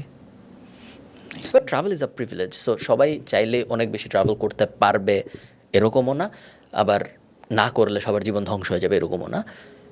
Travel is a luxury in the sense যে ধরেন টাকা লাগে, টাকা থাকলেও হয় না ভিসা লাগে, টাকা এবং ভিসা থাকলেও হয় না চাকরির থেকে ছুটি লাগে, যেমন চাকরির থেকে ছুটি তো আপনাকে 21 দিনের বেশি কয়জন দিবে। সো অনেক সময় হবে যে মানে আমি চাইলেও যে আমি এখন 2 মাস ইউরোপে ঘুরে আসবো এটা বেশিরভাগ মানুষের জন্য পসিবল হয় না। So that's a luxury, true, but তারপরেও যতটুকু করা যায় তত ভালো। স্যার কি ম্যাক্সিমামই সোলো ট্রাভেলে যান? যখন আমি ভিডিও করার পরিকল্পনা মাথায় থাকে তখন যাই, না সবসময় সোলো ট্রাভেলে যাই না, অনেক সময় বন্ধুবান্ধব থাকে, ফ্যামিলি থাকে, বাট কখনোই কেউ ভিডিও টিডিওতে আসে না দেখে মনে হয় সবসময় যে আমি একা, বাট না সবসময় সোলো ট্রাভেল হয় না। সোলো ট্রাভেল কোনটা কোনটা দিয়েছেন? সোলো ট্রাভেল লুক্সেমবার্গে আমি একা ছিলাম, লুক্সেমবার্গ, সুইজারল্যান্ডের ভ্লগটাও সম্ভবত আমার একা করা, যদিও সুইজারল্যান্ডে আমি একা যাইনি, বাট সুইজারল্যান্ডের ভ্লগটার সময় আমার আশপাশে কেউ ছিল না। ইংল্যান্ডে অনেকবার একা যে আমি বিভিন্ন জিনিস করছি, সো লন্ডনে বা লন্ডনের বাইরেও বিভিন্ন সময় অনেক কিছু করেছি আমি। এছাড়া আমি অনেক বেশি ট্রাভেল ভ্লগ করছি এরকম না, সো এছাড়া আর এমন কোনোটা মাথায় আসতেছে না যেগুলো আমি ভিডিও করছি একা একা যে বা ভিডিও করেছি। আমার আরও ট্রাভেল ভ্লগ বানানো উচিত, আমি চেষ্টা করি বছর আবার একটা বানানোর। মানে ট্রাভেল ব্লগগুলো হয় কি স্যার, আমরা ওই যে ধুবরাঠির আমি ট্রাভেল ব্লগ মোটামুটি সবগুলো দেখে ফেলছি। ওই ছেলেকে যখন কঠিন কঠিন ব্যাপারগুলো নিয়ে কথা বলতে দেখে, হুট করে যখন দেখি আফ্রিকা চলে গেছে, হাতিদের সাথে মজা টজা করতেছে, তখন নিজের মধ্যে একটা সুতিং কাজ করে, দেখতেও মজা লাগে, আর ওটা সিরিয়াসভাবে দেখি না। আমি খালিদ ফারহানকে আমরা যখন সিরিয়াসভাবে দেখি, ওকে একটা টপিক নিয়ে বসে আছে অন দ্য পট, বাট যখন ট্রাভেল ব্লগ দেখি, খাইতে খাইতে দেখি, মজা করতে করতে দেখি, তখন ও অন্যরকম একটা ইম্প্যাক্ট আসে। I like making travel blogs. Travel blogs বানানো আমার কাছে অনেক বেশি ডিফিকাল্ট লাগে, কারণ আমার সেট আপ তো অনেক সহজ সেট আপ, সো কিছু নড়ে না আমার সেট আপে। অ্যান্ড ট্রাভেল ব্লগের ক্ষেত্রে ধরেন মাইক নিয়ে ঘুরতে হয়, শর্ট সেট আপ করার ব্যাপার থাকে, আলো আছে নাকি নেই, অনেক কিছু, এবং আমি ওগুলো বুঝিও খুব কম। সো এই কারণে আমার ট্রাভেল ব্লগ একটু কমপ্লিকেটেড লাগে, বাট তারপরেও চেষ্টা করি যা পারে করতে। এমন কোনো আছে স্যার, ডেস্টিনেশন আছে যেটাতে যাইতে চান, খুব ইচ্ছা, প্ল্যান আছে, পছন্দের জায়গা খুব? আগামী সপ্তাহে আমি কেনিয়া যাচ্ছি, সো বাট অনেক যেতে চাচ্ছিলাম তারপর যাব এরকম না ব্যাপারটা। ইজিপ্ট যে আমার বেশ ভালো লাগছে, ইজিপ্টে হয়তো আমি আরও কয়েকবার যাব, সুইজারল্যান্ডেও হয়তো আমি আরও কয়েকবার যাব, সুইজারল্যান্ড যেতে বেশ মজা। ইংল্যান্ডের আউটস্কার্ট আপনি পডকাস্ট শুরুর আগে যেটা বলতেছিলেন যে স্কটল্যান্ড, তারপরে ওয়েলস, তারপরে এই যে নর্দার্ন আয়ারল্যান্ড, এই যে দেশগুলো আছে এই দেশগুলো বেশ সুন্দর, এইগুলোয় যাব। আমার সুবিধা যেটা হয়েছে সেটা হলো আয়ারল্যান্ড নিজেই এত সুন্দর যে অনেক সময় দেখা যায় আমার দেশ থেকে বের হওয়া লাগে না অত বিউটি এনজয় করার জন্য। সো আয়ারল্যান্ড যেহেতু ধরেন এগেন আপনারা গুগল ম্যাপ অন করলে আপনারা দেখতে পারবে, যদি আপনারা জুম আউট করেন, আয়ারল্যান্ড ইজ ধরেন সেন্ট মার্টিনের একটা বড় ভার্সন হলো আয়ারল্যান্ড, চারদিকে সাগর। সো কোনো ল্যান্ড বর্ডার নাই কোনো দিকে, চারদিকে সাগর। আয়ারল্যান্ডে ঢোকার বের হওয়ার উপায় হলো প্লেন অথবা জাহাজ। তো চারিদিকে সাগর, যেটা সাগরের এক পাশে, সো মনে করেন এটা আয়ারল্যান্ড, এই পাশে যেই সাগর এটাকে বলে আটলান্টিক, আটলান্টিকের এই পাশে আমেরিকা, ঠিক আছে? সো আমেরিকা আর আয়ারল্যান্ড যে সাগর শেয়ার করে ওটাকে বলে আটলান্টিক। আবার আয়ারল্যান্ড এবং ইংল্যান্ডও একটা সাগর শেয়ার করে মাঝখানে, এই সাগরটাকে বলে আইরিশ সি। আয়ারল্যান্ডের পাশটাকে আইরিশ সি বলে, ইংল্যান্ডের কাছাকাছি যখন চলে যায় তখন সম্ভবত অন্য নাম। এবং এই পুরা চারদিক ভরে সাগর, সাগর তো পানি, তারপরে যে যখন থেকে ল্যান্ড শুরু হয়েছে, ল্যান্ড হইলো পাহাড় দিয়ে শুরু। সো চারদিকে মেনলি পাহাড় আর সাগর। এবং এই কারণে আর কি আমার খুব বেশি দেশের বাইরে যাইতে হয় না সৌন্দর্য এনজয় করতে। বাট কখনো ধরেন স্পেসিফিক কিছু, যেমন ধরেন আমি পিরামিড দেখতে চাই, তখন তার আয়ারল্যান্ডে পিরামিড পাওয়া যায়, এরকম সময় সময় হয়তো যাওয়া লাগে। বাট হ্যাঁ, বাট ওটা আমি যে এটা, এইগুলো সবই প্রিভিলেজড বেনিফিটস। সো কেউ চাইলেই হঠাৎ করে এগুলো এনজয় করতে পারবে ওরকম বলতেছি না আমি। বাট হ্যাঁ, আই এম হ্যাপি যেভাবে চলতেছে এখন সব কিছু, এবং যেভাবে আমি ট্রাভেল করতে পারতেছি। ওই জন্য এই বছর আমি তেমন কোথাও যাই নাই, দেশে আসছি 2বার, আর এই যে কেনিয়া যাবো পরের সপ্তাহে। এই আবার কোনো বছর এরকম গেছে যখন যেখানে আমি 7 জায়গায় গেছি বা 8 জায়গায় গেছি। এখন যত দিন যাচ্ছে আস্তে আস্তে বাড়তেছে, যেহেতু এখন আইরিশ পাসপোর্ট, এখন আরেকটু সুবিধা। বাংলাদেশি পাসপোর্ট যখন ছিল তখন সুবিধাই ছিল, তখন আমার তেমন কোনো কষ্ট হয় নাই কোথাও ঘুরতে যাইতে। জাস্ট ভিসা অ্যাপ্লাই করা লাগতো, তারপর ভিসা পাইতে হইতো। আয়ারল্যান্ডে বসে বাংলাদেশি পাসপোর্ট দিয়েও ভিসা অ্যাপ্লাই করা আসলে সহজই, যেহেতু অ্যাপ্লাই করলে দেখে যে উনি আসলে আয়ারল্যান্ডে থাকে, উনি তো ইজিপ্ট যা পালায় যাবে না, আয়ারল্যান্ড থেকে ইজিপ্ট যা পালায় যায় না। সো ভিসা সবাই দেয়, ইউরোপ বলেন, ইউরোপের বাইরে বলেন, সবাই ভিসা দেয়, জাস্ট অ্যাপ্লাই করতে হয়, ব্যাঙ্ক স্টেটমেন্ট দিতে হয়, ওইসব। এখন যেহেতু আর ওইসবের ঝামেলা, এখন হয়তো আরও ফ্রিকোয়েন্টলি ট্রাভেল করা হবে। স্যার, প্রথমবার পিরামিড দেখার অভিজ্ঞতা কেমন ছিল আসলে? ইজিপ্ট ইজ ভেরি ইন্টারেস্টিং, এবং এটা একটা ভালো কথা বলছেন আপনি। বাংলাদেশিদের জন্য আই থিঙ্ক ইজিপ্ট খুব অ্যাক্সেসেবল। ইজিপ্টের ভিসা পাওয়াও পসিবল, ইজিপ্ট সস্তাও অনেক, ইজিপ্ট খুব একটা দূরেও না। ইজিপ্ট এয়ারের ঢাকা টু ইজিপ্ট ট্রাভেল ইয়েও আছে, প্লেনও আছে। সো সব মিলায় বলা যায় যে বাংলাদেশিরা যদি ভাবে যে আমি এখন কোথায় যাবো ঘুরতে, ইজিপ্ট যাওয়াটা is a good idea. Pyramid is very interesting. It's pyramid না, এখন আমি ধরেন আমি পিরামিড না আপনাদের কি বলবো, আপনারা তো জানেন পিরামিডকে one of the 7 wonders of the world. ওই যে হয় না যে আমরা তো সবসময় পত্রিকা বা পেপারে দেখে বা বর্ণনা শুনে এত বেশি মানে মুগ্ধ, যে কেউ গেলে আমি জিজ্ঞেস করি, যেমন কেউ নেপাল গেলে আমি সাথে সাথে জিজ্ঞেস করি, বলো নেপাল কেমন লাগছে। So it's a very very weird feeling যে এত হাজার 4,500 বছর আগে মানুষ এরকম অদ্ভুত জিনিস বানাইছে, কেন বানাইছে, কি কারণ, কেমনে বানাইছে, এত প্রশ্ন এবং এত অমীমাংসিত প্রশ্ন, যে পুরো ব্যাপারটাই একটা অদ্ভুত এক্সপিরিয়েন্স। আপনি পিরামিডের ভিতরে যান, কফিন দেখেন, ওই যে মমি দেখেন, এই টাইপ জিনিসপত্র করেন, বা আপনি নর্মালি ঘুরেন, এবং এত গ্র্যান্ড স্কেলে বানানো সব কিছু। পিরামিড তো গিজায়, বাট ইজিপ্টের বিভিন্ন জায়গায়, যেমন ইজিপ্টের আরেকটা শহর হলো লুক্সর, লুক্সরে পাহাড় কেটে কেটে বিভিন্ন জিনিসপত্র বানানো, সবই গ্র্যান্ড স্কেলে। ইজিপ্ট 4,500 বছর আগে ছোট কিছু করে নাই, যাই বানাইছে যে এখানে একটা 30 তলা সমান মূর্তি বানা, এই টাইপ জিনিস সব সেই এতদিন ধরে আছে। এবং এই জিনিস যে কেন বানাইছে, কীভাবে বানাইছে, সব কিছু দেখতে সবার অবশ্যই। Egypt is a very scammy place, but তারপরেও সবার যাওয়া উচিত, কারণ এটা আপনি বলছেন, আমি চিন্তা করতে জিজ্ঞেস করবো। It is worth it. But ইজিপ্টে বেশ ঝামেলা আছে, মানুষজন একটু কেমন জানি। এরকম না, মরক্কো তো ফিল করছেন নাকি? হ্যাঁ, মরক্কো ভেরি সিমিলার, অনেক বেশি মানুষজন পুষি, সবাই বাংলাদেশ থেকেও অনেক খারাপ। অবশ্য বাংলাদেশে যেহেতু আমি বাংলাদেশি হিসেবে ঢুকি, সো আমার সাথে তো স্ক্যাম হওয়ার চান্স কম। বাংলাদেশে একটা বিদেশি ঢুকলে ভালো মতো বোঝা যায়, সে বুঝতে পারবে যে তার সাথে আসলে কীরকম ইন্টারাকশন হয়। ইজিপ্টে যখন আমি গেছি বা মরক্কোতে যখন আমি গেছি, তখন আমারও ওরকম মনে হয়েছে যে মানুষজন চেষ্টা করতেছে যে 10 টাকার ভাড়া 200 টাকা বলতে, বা আছে বোঝা যায় যে না, এটা আসলে এরকম হওয়ার কথা না, বাট এরকম ট্যুরিস্টদের সাথে একটু বেশি স্ক্যামি। বাট তারপরেও generally it's not like life threatening threat, ওইরকম না। ওই এক্সপেন্সটা একটু বাড়ায় না, 50 টাকার জায়গায় হয়তো 300 টাকা দিতে হচ্ছে, এই জায়গায় হয়তো 2 মিনিট লাগতো, আপনাকে আধা ঘন্টা ঘুরায় ওই 2 মিনিটে আনছে, এই টাইপ জিনিসপত্র। বাট এমন না যে আপনাকে আটকায় ফেলছে, জীবন নিয়ে সমস্যা, ওরকম না। স্যার, আপনার কাছে কি মনে হয় না যে আমাদের বাংলাদেশের পাশে যেমন শ্রীলঙ্কা আছে, মালদ্বীপ আছে, ইন্ডিয়া আছে, ম্যাক্সিমাম কান্ট্রি কিন্তু স্যার তাদের যে ট্রাভেল জায়গা জিনিসপত্রগুলো এগুলোকে খুব ভালো মতো ব্র্যান্ডিং করে এবং বেশ ভালো একটা বিদেশি মুদ্রা আর্ন করে।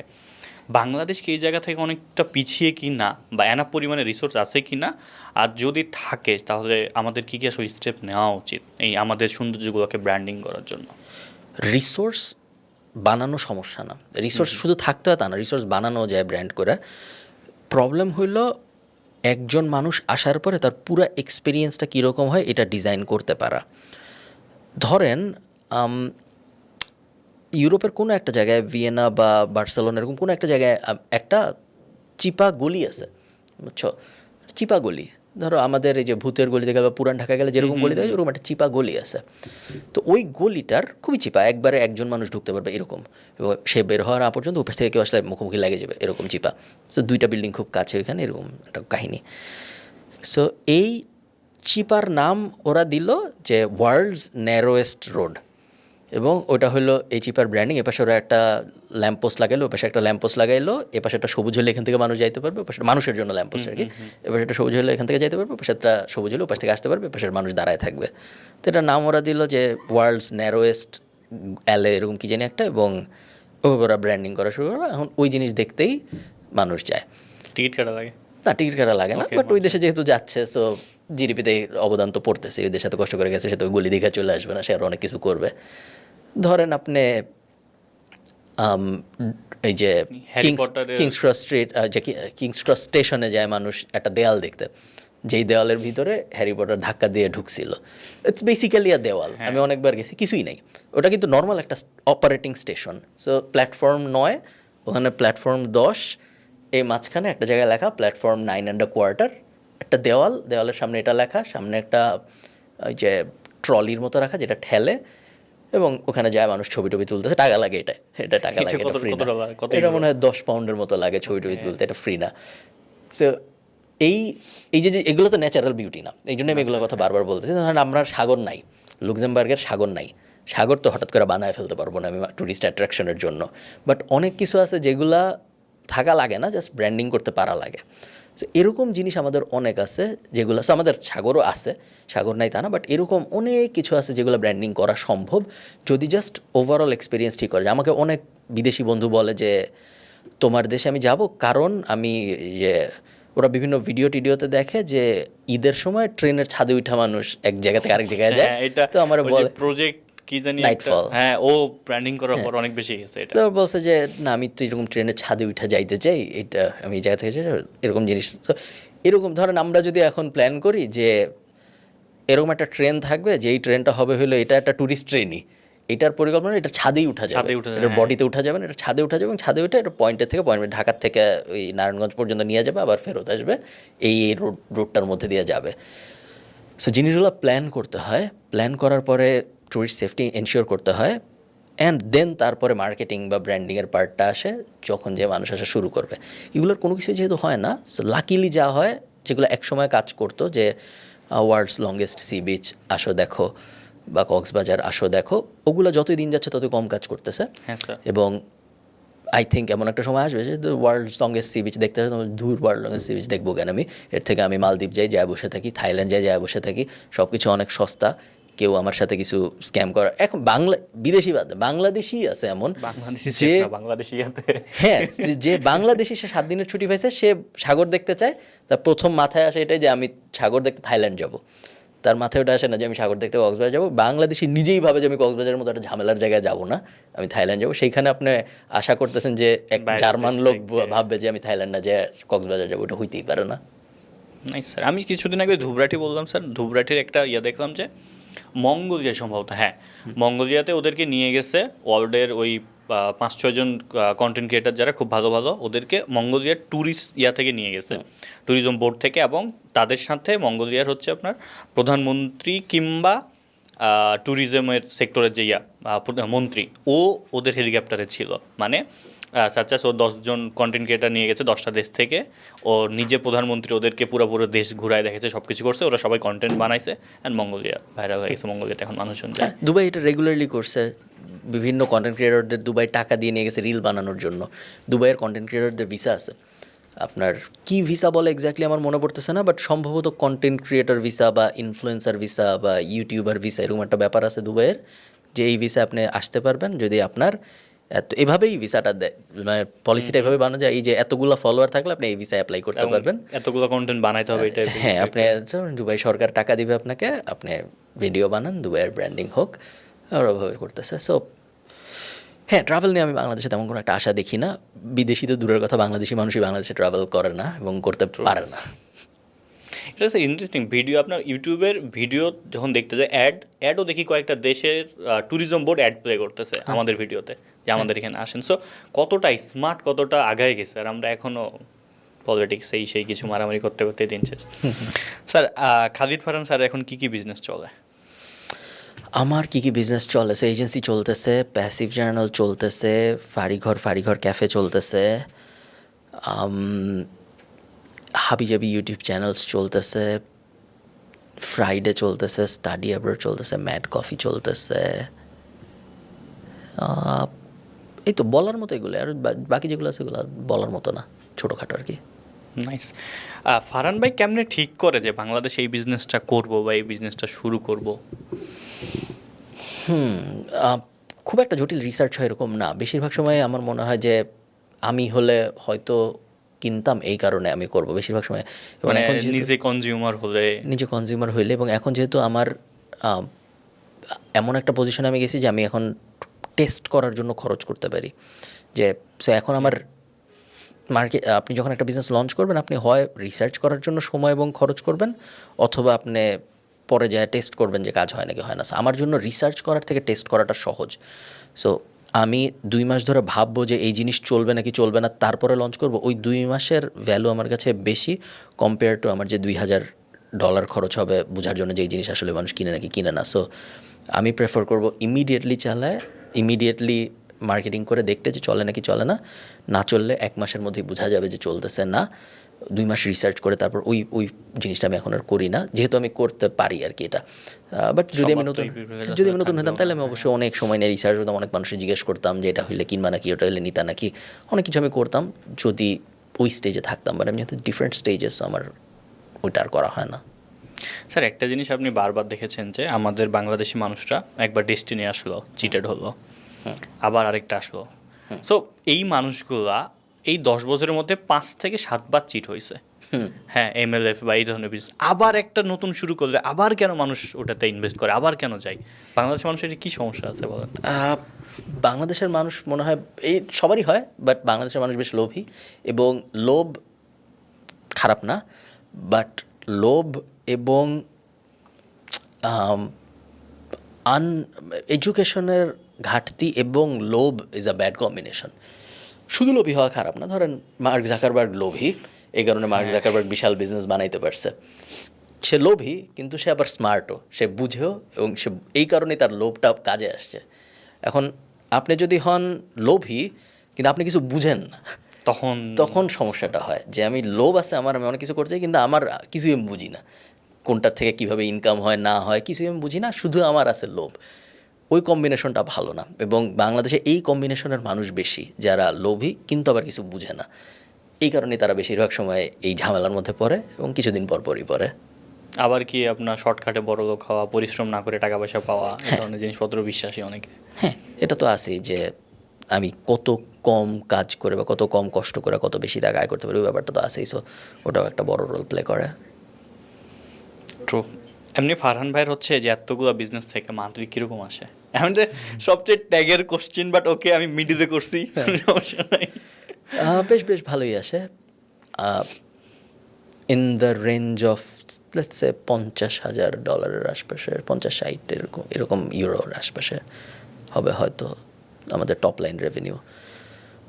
সব মিলাইলে কম বেশি হয় ডিপেন্ডিং অন বছরের কোন সময়, বাট হ্যাঁ ওটা হবে। লাইফের সবচেয়ে এক্সপেন্সিভ পারচেস কী ছিল স্যার? বাড়ি। ও হ্যাঁ, রিসেন্টলি যেটা বাড়ি কিনতে আমার 5 কোটি টাকার মতো খরচ হয়েছে। ওটাই হবে। একবারে এত টাকা দিয়ে আমি অন্য কোনো কিছু কিনি নাই কখনো। অ্যাকচুয়ালি কিনছি, সো আমি জমিও কিনছি। জমির দাম অ্যাকচুয়ালি আরও বেশি, বাংলাদেশের জমির দাম এক্স্যাক্ট কত না বলি, বাট আরও বেশি। বাট হ্যাঁ, বাড়ি হবে সেকেন্ড মোস্ট এক্সপেন্সিভ থিং বাড়ি জমি ছাড়ার দামি কিছু আমি কখনোই কিনি নি। আমার গাড়ির দাম 14 লাখ টাকা, 14,000 ইউরো। আচ্ছা, বাংলাদেশেরটা যেটা আমার মার, ওইটার দাম বেশি, কিন্তু ওটা তো আর কি আমি চালাই না, আমি তো আয়ারল্যান্ডেরটাই চালাই বেশি। Got it sir. স্যার, সামনে এআই কতটা শক্তিশালী হতে পারে বলে আপনার মনে হয়? যারা স্মার্ট মানুষজন তারা বলতেছে অনেক শক্তিশালী হবে, এবং আমি যেহেতু এনাফ জানি না বা স্টিল এনাফ ডেটা আমার কাছে নাই ইনফর্মড ডিসিশন নেওয়ার জন্য, সো আপাতত আমি যেটা করতেছি, আপাতত আমি স্মার্ট মানুষজনদের কথা বিশ্বাস করতেছি, যেহেতু আমি নিজে ডিসিশন নিতে পারতেছি না যে কী হবে বা এই স্পেসিফিক ফিল্ডে কী হবে। সো আমি যেটা করতেছি, স্মার্ট মানুষজন যা বলতেছে তাই বোঝার চেষ্টা করতেছি এবং বিশ্বাস করার চেষ্টা করতেছি। স্মার্ট মানুষজন বলতেছে যে এআই মোটামুটি সবই চেঞ্জ করে ফেলবে, হাউএভার মিডিওকার ওয়ার্ক সবচেয়ে তাড়াতাড়ি চেঞ্জ করে ফেলবে। সো আমিও তাই বিশ্বাস করতেছি যে মিডিওকার ওয়ার্ক খুব তাড়াতাড়ি শেষ হয়ে যাবে, এবং মিডিওকার ওয়ার্ক যারা করে তাদের এআই রিপ্লেস করে ফেলবে খুব তাড়াতাড়ি।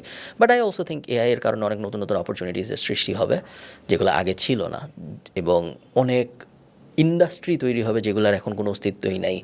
যেমন ধরেন, ইন্টারনেট না আসলে ই কমার্স আসতো না, মোবাইল না আসলে, স্মার্ট মোবাইল না আসলে উবার টুবার আসতো না।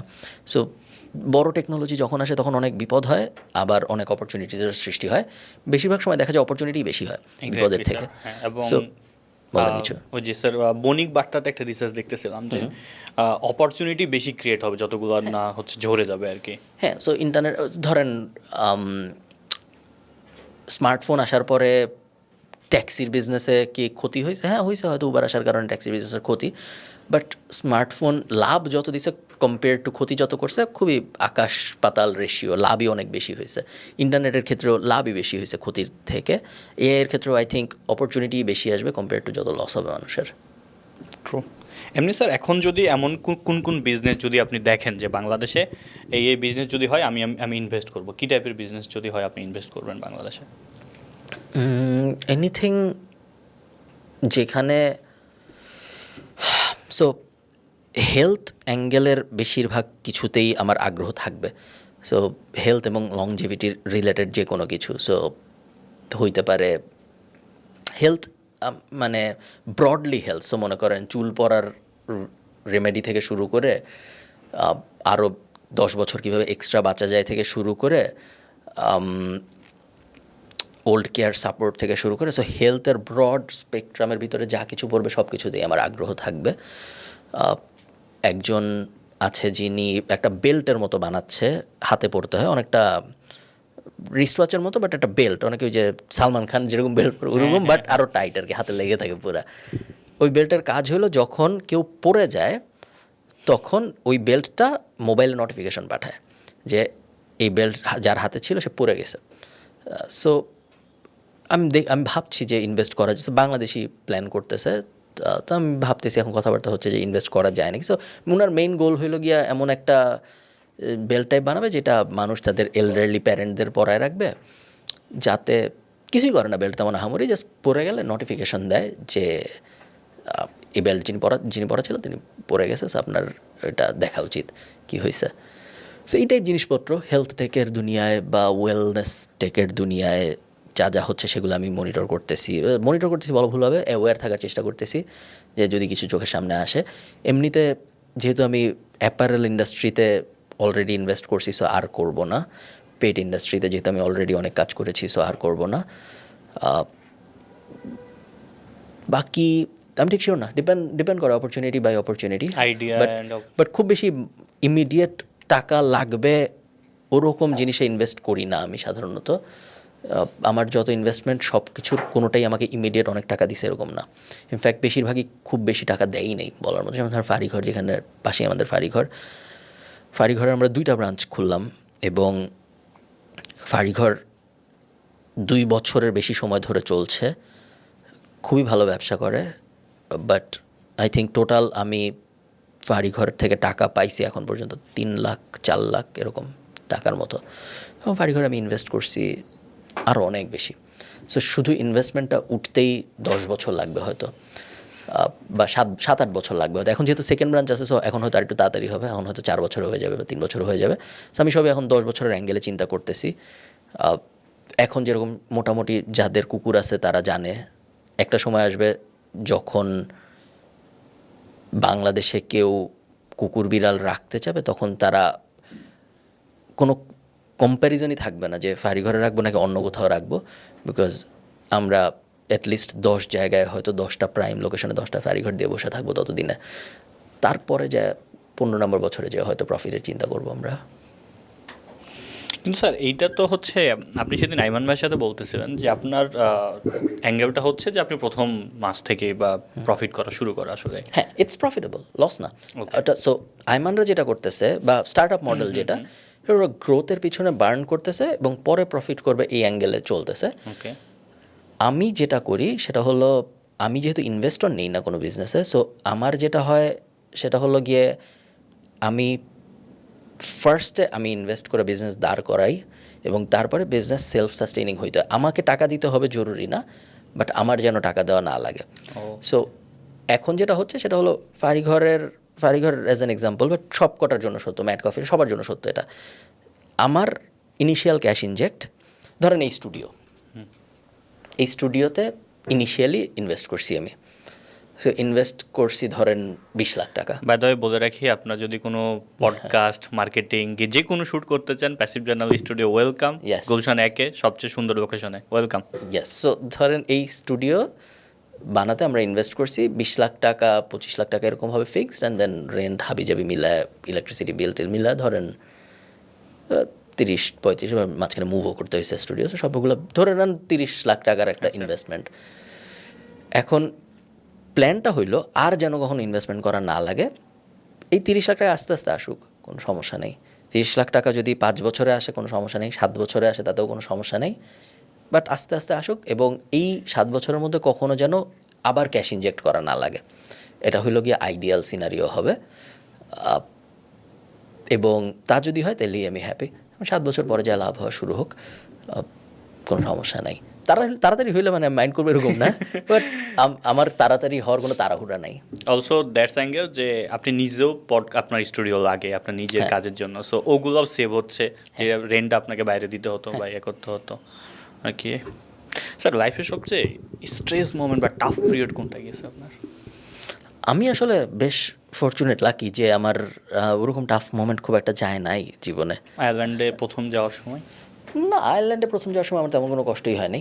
আমি আয়ারল্যান্ড বলে যে একটা দেশি ছিল এটাই আমি জানতাম না হয়তো অতভাবে। আমি তখন দেখতেছিলাম ডিজিটাল মার্কেটিং মাস্টার্স কুই হয়, তারপরে আমি দেখছি যে হ্যাঁ আয়ারল্যান্ড নামে একটা দেশ আছে যেখানে মানে ক্রিকেট খেলতে দেখতাম, বাট আয়ারল্যান্ডে যাবো আয়ারল্যান্ড কখনো রেডারে থাকে না কারো যে এই দেশে আমি পড়তে যাবো, এখন হয়তো একটু একটু আসছে। সো আমি ব্যাচেলর করতে করতে মাস্টার্সের জন্য অ্যাপ্লাই করছি ডিজিটাল মার্কেটিংয়ে, তখন আয়ারল্যান্ডই বেস্ট ছিল ট্রিনিটি। সো আমি ইউনিভার্সিটি অফ ডাবলিন ট্রিনিটিতে চলে গেলাম, যেতে তো কোনো সমস্যা হয়নি। ডিএইচএলে সব জিনিসপত্র যে কঠিন হয় ওটা অনেকে জানে পুরো জিনিস বুঝার পরে, বাট আমি বুঝার আগে যেহেতু করে ফেলছি কঠিন যে হয় ওটা আমি বুঝিই নেই। আমি যে ডিএইচএল দিয়ে সব কিছু পাঠায়ও দিছি, সব কিছু চলেও আসছে সব, তারপর আমি চলেও গেছি আয়ারল্যান্ডে, কোনো কিছুতে তেমন কোনো সমস্যা হয় নাই। আয়ারল্যান্ডের জীবনও আমার বেশ ভালোই গিয়েছে। আমার অ্যাকচুয়ালি খুব বড় স্ট্রাগল নাই জীবনে, এটা একটু ফরচুনেট, অনেক ফরচুনেট আলহামদুলিল্লাহ, বাট একই সাথে বাজে কন্টেন্ট আর কি। যে একটা খুবই ধরেন কিছু ছিল না, সব শেষ হয়ে গেছিলো, তারপরে আবার সব হয়েছে, ওরকম হইলে কন্টেন্ট হিসেবে জিনিসটা জমে। বাট আমার মনে হয় এটাও অনেক ভালো যে পজিটিভ ইম্প্যাক্ট ফেলবে। হ্যাঁ, এমন না যে আপনার সব কিছু শেষ হয়ে সব কিছু হইতে হবে ওটাই। আপনি যদি স্মার্ট থাকেন তাহলে আপনার শেষ হবে না কিছুই, আপনার শুরুর থেকেই সব ভালো থাকবে এবং হয়তো সবসময় সব ভালোই থাকবে। স্যার এখন আসলে আপনার ফিউচার প্ল্যানটা আমরা একটু জানি, বাট আমরা একটু জানতে চাই যে গার্ডেনিং ফার্মিংয়ে যাচ্ছেন। ও হ্যাঁ, না আমার পার্সোনাল প্ল্যান হলো গিয়ে আমি পুরাপুরি অফশোর লিভিং টাইপ একটা লাইফে চলে যাব, যেখানে আমার বড় ফার্ম থাকবে, যেখানে অনেক অ্যানিমালস থাকবে, গরু, ঘোড়া, ছাগল, কুকুর, বিড়াল, হাবিজাবি যা পাই সব থাকবে। খুবই সিটি থেকে একটু দূরে থাকবো আমি, এবং বছরে 3 বার বাংলাদেশে আসব, বাকি 9 মাস হয়তো আমি ওই সিটি থেকে দূরের ওই আমার ফার্মের ভিতরে থাকবো। এটা হলো আমার প্ল্যান। সো 5-10 বছর হয়তো লাগবে এই পুরো জিনিস করতে। মাত্রই যেহেতু একটা বাসা কিনছি, সো এখন ইমিডিয়েটলি আবার মুভ করাটা লজিক্যাল হবে না। প্লাস আই থিঙ্ক আরও 5-10 বছর লাগবে আমার সব কিছু গুছাইতে। আমরা ফর্চুনেটলি যেই কাজকর্ম করি, লোকেশন খুব একটা ম্যাটার করে না। সো লোকেশন যেহেতু খুব একটা ম্যাটার করে না, সো কোনো কারণ নেই শহরের মধ্যে বসে থাকার আমার। আমি ফিল করি যেহেতু আমি শহরের মধ্যে বসে থাকা আমি অত এনজয় করি এরকমও না। সো হ্যাঁ, এটা আপাতত প্ল্যান, দেখা যাক কী হয়। এই মাইন্ডসেটটা স্যার কেমনে গ্রো হয়েছে? মানে আমি যতটুকু আপনাকে চিনি, আপনি প্রচুর মানুষ মানুষ না থেকে থাকা একটা মানুষ, যে আমার ওকে আমার এত মানুষ লাগবে না, আমি একা একা নিজের সাথে থাকতে পারবো। এই কনফিডেন্সটা কীভাবে আসে? আমার মানুষ খুব একটা ভালো লাগে না। আমার মানুষজন আশপাশে থাকলে আমার বেশ বেশ ইয়ে লাগে, যে মনে হয় মানুষ না থাকলেই ভালো হতো আশপাশে। এবং কেউ যখন থাকে না তখন আমার খুব ভালো লাগে আশপাশে যখন কেউ থাকে না। মানে আমি জানি আছে, বাট আশপাশে নাই। যে ধরেন লাগলে কথাবার্তা বলা যাবে, লাগলে পাওয়া যাবে, বা তার যদি লাগে তাহলে আমাকে পাওয়া যাবে, বাট আশপাশে নাই, আমি একা একা নিজের মতো আছি। ওই টাইপটা আমার বেশি ভাল লাগে। এবং কীভাবে আসছে আমি ঠিক জানি না। তো আমি ছোটোবেলা থেকে মনে করি একা একাই থাকি, সো ওটা হতে পারে, বাট আমি ঠিক জানি না এটা অ্যাকচুয়ালি কীভাবে হয়েছে। আমি সবচেয়ে ভালো ফাংশন করি, সবচেয়ে ভালো চিন্তা করতে পারি, সবচেয়ে ভালো কাজকর্ম করতে পারি যখন কেউ থাকে না আশপাশে। সো এই কারণে আমি কোওয়ার্কিং স্পেসে যাই না। বা আমি ধরেন অনেকে নর্থ এন্ডে বসে অনেকে কাজকর্ম করে, আমি ওরকম করি না। আমি যখন মিটিং টিটিং করি তখন আমি সবাইকে বাইর করে দিয়ে মিটিং করি। আমি চেষ্টা করি আশপাশে মানুষ না রাখতে, মানে ওটা জাস্ট আমার টাইপ অফ ওয়ার্ক। ওইভাবে কোনো একটা কারণে আমি ফাংশন বেশি করি, বাট মানুষ যখন আমাকে দেখে তখন কারোর এরকম মনে হবে না। কারণ এমন না যে আমি ইন্ট্রোভার্ট বা লজ্জা পায় শেষ হয়ে যাচ্ছে, ওরকম না। প্রচণ্ড ওয়েলকামিং। এটা আমি বলতেছিলাম যে আমার কয়েকটা মানুষের মনে হয়েছে, একটা আয়মান ভাই, একটা আপনি, এদের সাথে এসআরকের একটা মিল আছে স্যার। আপনারা মানুষকে এত বেশি ওয়েলকামিং করেন এবং এত বেশি স্পেশাল ফিল করান, যেটা ধরেন আপনার সাথে যদি আয়মান ভাইয়ের সাথে আমার 1 বছর পর দেখা হয়েছে, আমি কি এক্সপেক্টও করি না উনি আমার নাম মনে রাখবে। হ্যাঁ, ওনার সাথে আমি পডকাস্ট করছি, এই সেই করছি, বাট হু কেয়ার্স, ওনার তো অনেক পডকাস্টই হয়। উনি আমাকে এমন একটা দেয়, কিরে তোর বইয়ের ব্যবসা কেমন চলে? আমি ঠিক আছে, আমি বইয়ের ব্যবসা করি না, বাট দ্যাট গাই মনে রাখছে আমাকে যে ওকে আমি বই রিলেটেড কিছু একটা করি। সো আমার না আজীবন মনে থাকবে যে আচ্ছা এই মানুষটা আমাকে মনে রাখছে বা এই হয়েছে। আপনিও স্যার, আপনি দেখা হলে এতভাবে ওয়েলকামিং করেন, যেটা অনেকের ক্ষেত্রে হয় না, অনেকে করতে পারে না। সো এটা কিভাবে আসে, বা এটা কি বাই নেচার মনে হয়? আয়মান তো স্মার্ট মানুষ, আমার মনে হয় প্ল্যান করে করে। আমি যেটা করি সেটা হলো না, নর্মালি আসে। এবং আমার খুব কম, অনেক মানুষের সাথে ইন্টারাকশন হয় না। সো আয়মানের তো আসলে অনেক মানুষের সাথে কথাবার্তা হয়। ধরুন প্রতি সপ্তাহে মনে পডকাস্টই করে 10 জায়গায় গেস্ট, বাট আমি তো খুব কম সময় খুব কম মানুষের সাথেই মিশি এবং খুব কম মানুষের সাথেই আমার কথা হয় রেগুলারলি। সো আমার জন্য কে কী করতেছে, যে মুবাশিরের আজকে পরীক্ষা ছিল, আমাকে তো ভুলে যাওয়ার কথা না। আমার তৌফিকের গতকালকে না কয়েকজন পরীক্ষা ছিল, এগুলো আমি এক সময় 200 জনের সাথে কথা বলতেছি না। সো আমার এটা মনে রাখাটা খুব একটা কষ্টকর হয় না আমার জন্য। মোটামুটি মনে থাকে যে কে কী করতেছে না করতেছে। ওয়েলকামিং ব্যাপারটা ঠিক জাস্ট এক একজন এক একভাবে কাজ করে। আমার জাস্ট এটা নেচারই এরকম। সো আমি সবসময় সবার সাথে এইভাবেই কথা বলি। এইটা স্যার অনেকগুলো হয় যে নাফিস সাজম ভাই সেদিন একটা পোস্ট দিয়েছিল যে স্কুলে ডেল কার্নেগির হচ্ছে how to win friends and influence পিপলটা পড়ানো উচিত, তো বাধ্যতামূলক। ওকে বলেন যে ও একটা ভিডিও বানায় শিখাক সবাইকে। তো ভিডিও বানায় ও সবাইকে না বলে যে স্কুলে এটা করানো উচিত, কলেজে এটা করানো উচিত, ইউনিভার্সিটিতে এটা করানো উচিত বলে কোনো লাভ নেই। স্কুল কলেজ ইউনিভার্সিটি কিছুই করে না। সো নাফিস যদি এটা স্ট্রংলি ফিল করে যে হ্যাঁ, মানুষ যদি how to win friends and influence people জানে, তাহলে তার লাভ হবে। নাফিস হ্যাজ বিগ এনাফ অডিয়েন্স, যেখানে ওর উচিত ওটা আবার পড়া, তারপর লেখা, তারপর ওটা নিয়ে ভিডিও বানায়, সবাইকে ওটা বোঝানো। ওই যে এগেইন সেম পয়েন্ট ফার্স্টের, যে কন্টেন্ট ক্রিয়েটররা বই নিয়ে কন্টেন্ট বলে কোনো লাভ নেই। যেটা আমি দেখছি যে বলে কিছু হয় না।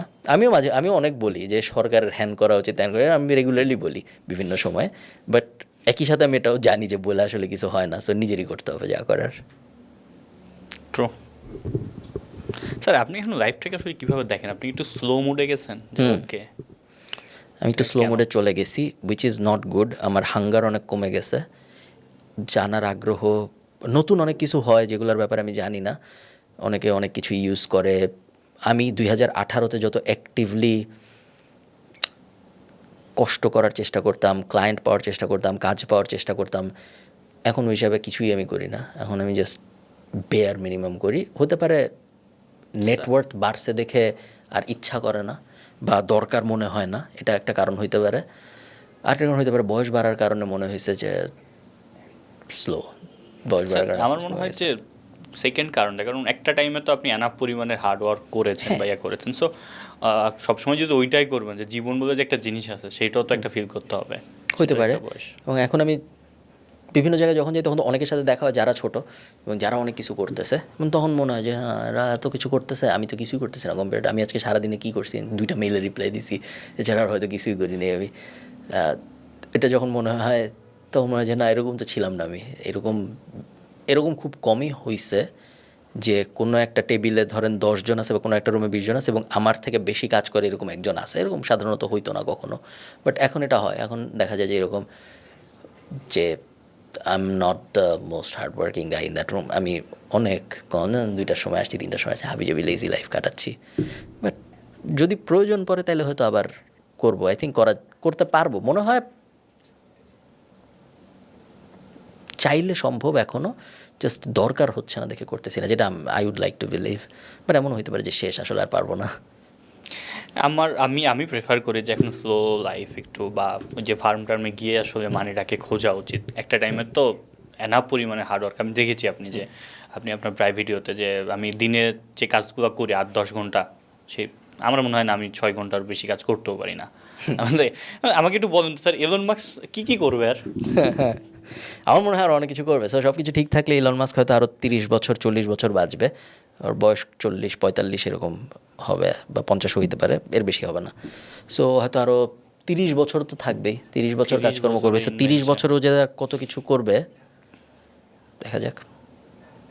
আপনার সোশ্যাল মিডিয়া লাইফ কতটুকু, মানে একটা জিনিস যে রাফায়েত ভাই বলতেছিল, যেটা আমিও পছন্দ করি খুবই বেশি স্যার, যে আপনার সোশ্যাল মিডিয়া লাইফ হচ্ছে ব্যারিয়ার দেওয়া।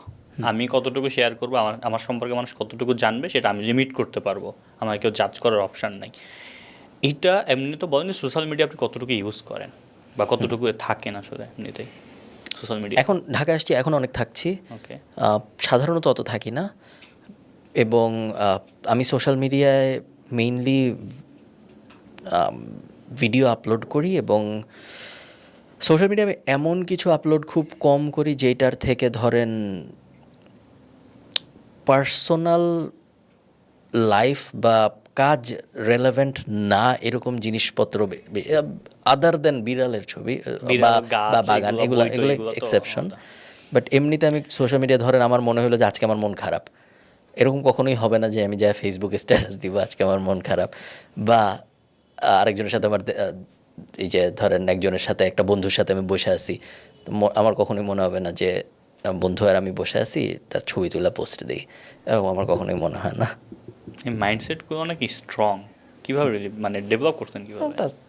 সোশ্যাল মিডিয়া আমাকে অত অ্যাট্রাক্ট করে না আসলে। আর আফটার এত ফলোয়ার এখন আসলে কোনো কিছু মিন করে না। সো এখন জিনিসটা এমন হয়ে গেছে যে ধরেন আমি গরুর ছবি আপলোড দিলেও অনেক মানুষ দেখবে, আবার আমি আমার ছবি আপলোড দিলেও অনেক মানুষ দেখবে। সো নাম্বারগুলার মিনিং আসলে নাই এখন আর। খালিদ ফারহান ভাই, এখন এন্টারটেনমেন্ট কী জায়গা থেকে নেওয়া হয় বা কী করা হয়? গেম খেলা হয় অনেক। সো অনেক প্লে স্টেশন, অনেক র্যান্ডম ইউটিউব ভিডিও, অনেক প্লে স্টেশন, অনেক ইউটিউব ভিডিও, মাঝে মধ্যে বই, আ লট অফ হাবিজাবি টিভি শোজ, এবং ঘোরাঘুরি। এই গাছ কেমন আছে ভাই বাসায় এই মুহূর্তে? এখন এই মুহূর্তে খুব গাছ আছে, অনেক গাছ আছে বাসায়, বাট বেশিরভাগই এখন ইনডোর প্ল্যান্ট। কারণ এখন যেহেতু আমাদের উইন্টার শুরু হয়েছে, সো এখন বাইরে কোনো গাছ বাঁচবে না। এবং অনেক গাছ আছে যেগুলো এক ফলনে মরে যায়, যেমন ধরেন টমেটো একবার ফলন দিয়ে মরে যায়, শসা একবার ফলন দিয়ে মরে যায়। কিছু গাছ আছে যারা প্রত্যেক বছরই হয়, বাট মাঝখানে একসময় হয় না। যেমন ধরেন মরিচ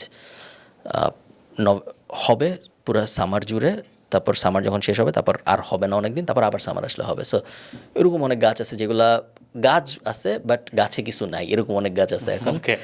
দেখানোর মতো না আর কি, পাতা আছে শুধু গাছে এখন, এরকম অনেক গাছ আছে। এই আমি জানি না এটা আপনার হয় কি না, আপনি গাছের সাথে বুঝতে পারেন যে এই গাছ এখন অপুষ্টিতে ভুগতেছে, এর একটু কিছু পত্র লাগবে, মানে একদম ছোট মাইক্রো লেভেলে এটা দেখলে তো বোঝা যায় যে কিছু একটা সমস্যা আছে ওর, তো বোঝা যায়, এরকম হলেও বুঝতে পারি। বাট না, আমিও বাগান টাগানের নতুন, সো আমি অনেক কিছু বুঝি এরকম না।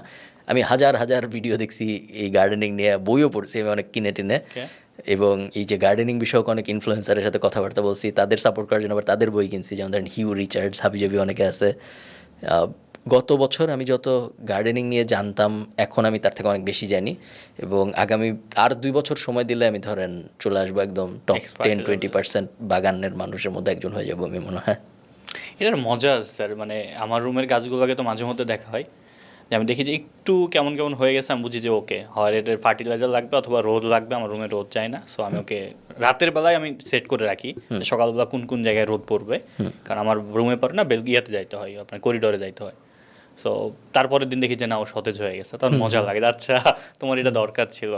এবং যখন খুব খারাপ লাগে, স্ট্রেস লাগে, আমি জিজ্ঞাসা করবো আপনাকে এটা। আমি যেটা করি, আমি গাছের সব ফোন টোন সব বন্ধ করে দিয়ে ল্যাপটপে কিছু একটা ছেড়ে দিয়ে আমি গাছের পরিচর্যা করা শুরু করি। আচ্ছা ওর কী লাগবে, ওর কী অবস্থা না অবস্থা। বাট আমার খারাপ লাগে স্যার, আমি অনেকগুলো গাছ মারছি, এখনও মরতেছে, আমি বুঝে উঠতে পারি না ওর কী লাগবে। আমি স্পাইডার প্লান্ট 5টা কিনছি স্যার, লাস্টটাও মারা গেছে।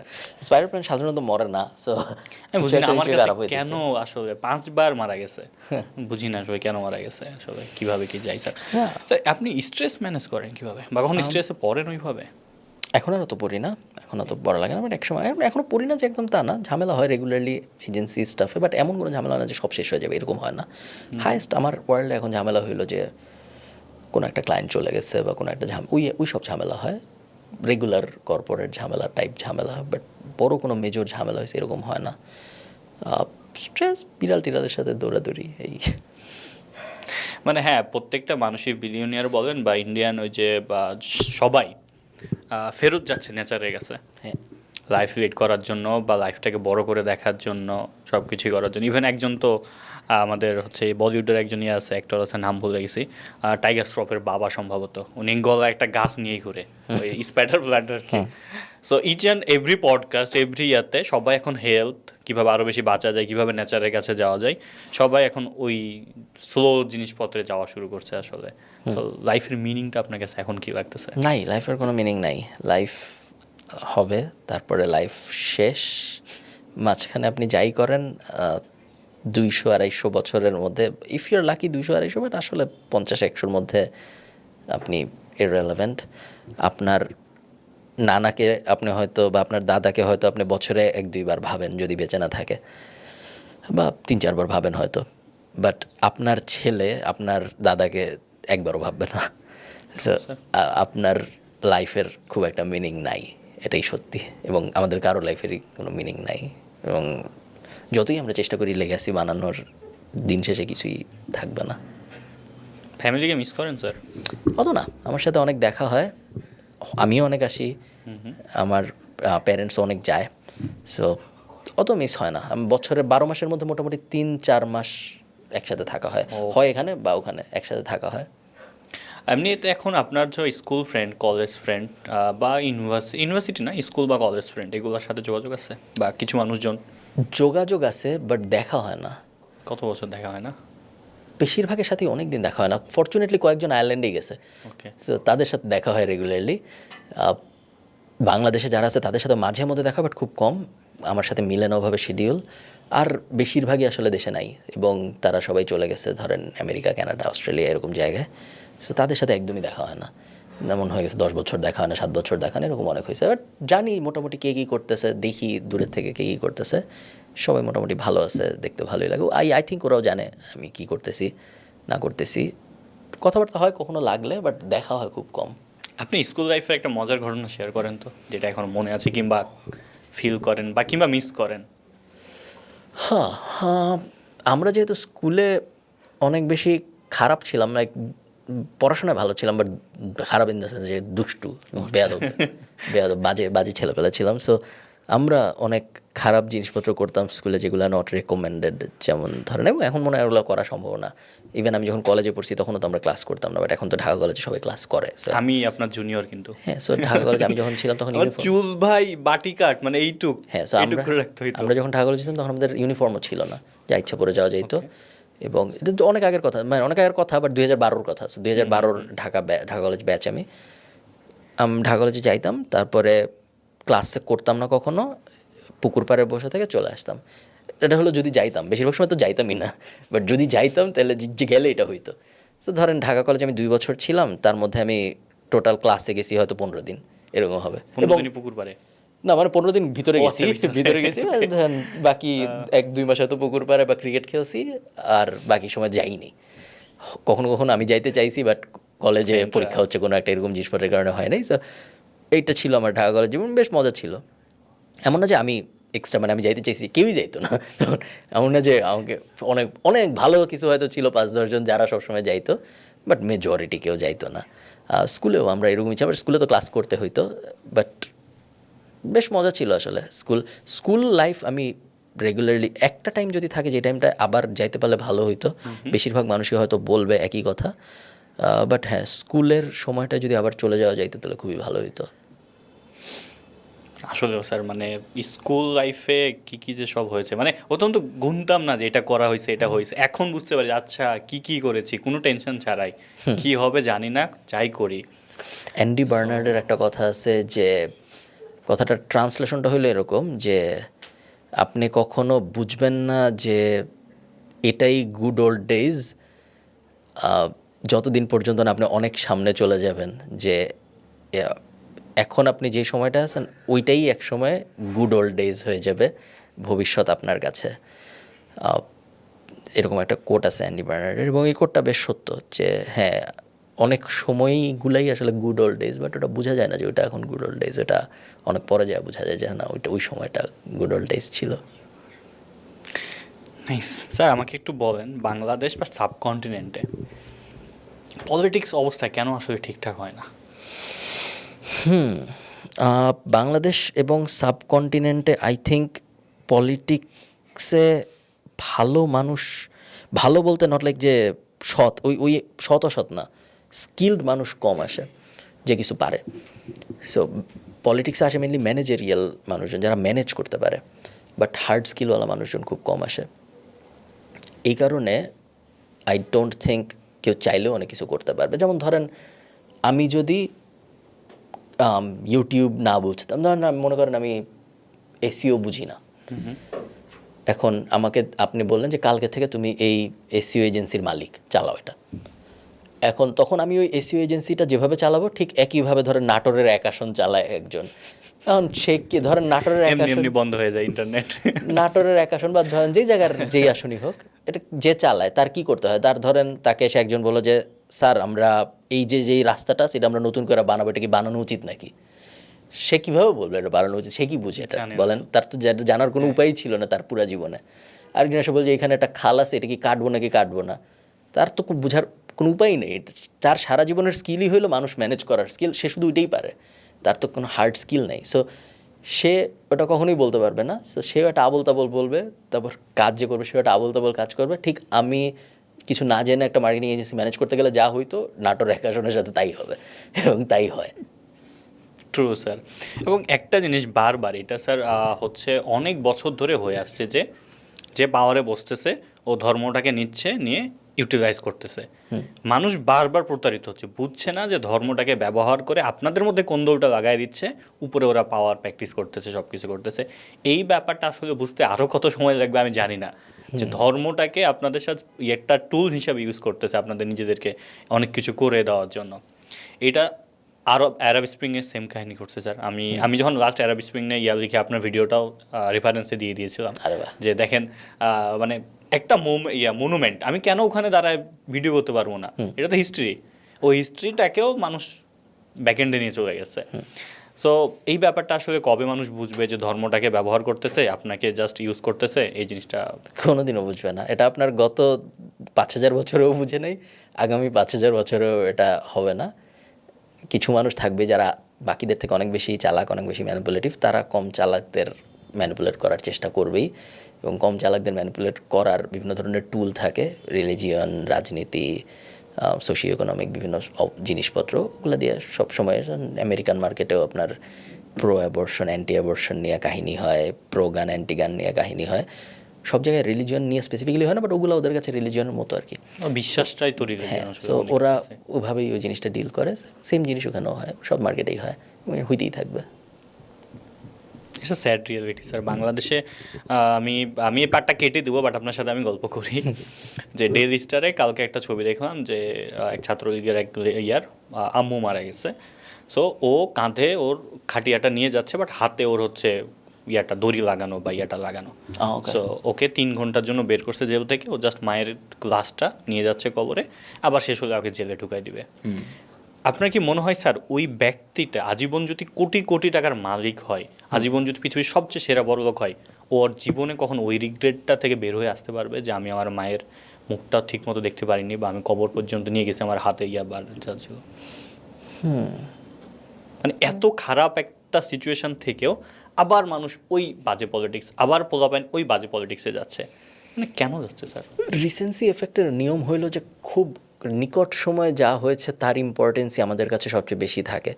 সো 5 বছর পরে যে তার মায়ের মৃত্যু তার কাছে যতটা কষ্টের থাকবে, তার থেকে কোনো একটা কাজ সে তার নেতা তাকে করতে বলছে, কোনো একটা কাজ করলে ইমিডিয়েটলি এই লাভটা হবে, ওইটার ভ্যালু তার কাছে অনেক বেশি থাকবে। সো হ্যাঁ, চান্স আছে সে আবারও এরকম জিনিসপত্র করবে, বা সবারই চান্স থাকে। এটা কি স্যার আরেকটা কারণ হচ্ছে যে বাংলাদেশে এমনি তো বেকারত্ব অনেক বেশি শিক্ষার হার অনুযায়ী। সো ওই মানুষগুলোকেই দেখাতে পারে স্বপ্ন যে আচ্ছা তুমি পলিটিক্স করলে এত পাওয়ার হবে, এত টাকা পাবা, এত ইয়া করবা, সো আসো, তোমার তো কাজ নেই, তুমি এমনিও চাকরি পাচ্ছ না। সো বেকারত্বটাকে ইউজ করে আবার ওই পলিটিক্স, আবার ওই আনএমপ্লয়মেন্ট, সব একটা চক্রের মধ্যেই ঘুরতেছে পুরোটা। হতে পারে। একই সাথে স্টুডেন্ট পলিটিক্সে যারা ঢুকে তারা তো বেকার হওয়ার আগেই ঢুকে। সো ধরেন বেকার, আমরা শিক্ষিত বেকার বলি হলো গ্র্যাজুয়েট বেকার, যেগুলা ধরেন 47 লাখ গ্র্যাজুয়েট বেকার বলা, যে ব্যাচেলার্স করছে তারপর চাকরি পায় না, গ্র্যাজুয়েট বেকার। স্টুডেন্ট পলিটিক্স যারা করে তারা বেশিরভাগ সময় গ্র্যাজুয়েট হওয়ার আগেই পলিটিক্স শুরু করে।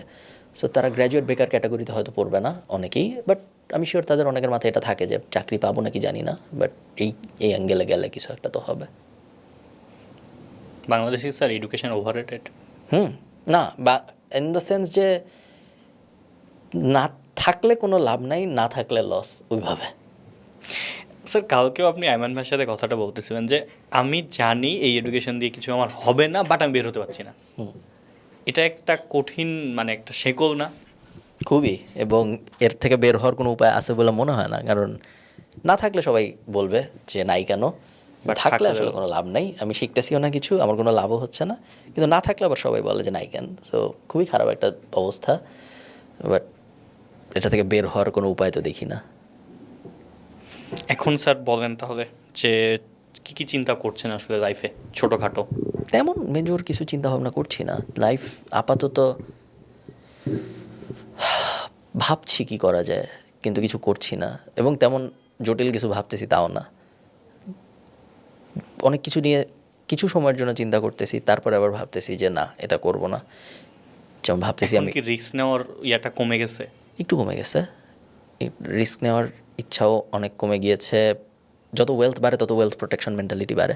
সো এখন বেশি চিন্তা হয় যে যা আছে তা না যাওয়া বেশি ইম্পর্ট্যান্ট দেন নতুন বলছি বানানো। স্যার, আমার আব্বুর স্টেজে গেছে আমার আব্বু যা আছে তা এর চেয়ে বেশি কিছু করার দরকার নাই, ইনভেস্ট করে যদি আবার না আসে। হ্যাঁ, তো আমি এখন ওই মেন্টালিটিতে বেশি আছি যে ওয়েলথ প্রোটেকশন, একদমই কিছু করতেছি না তা না, বাট অনেক কম কম্পেয়ার টু 10 বছর আগে আমি যত কিছু করতাম।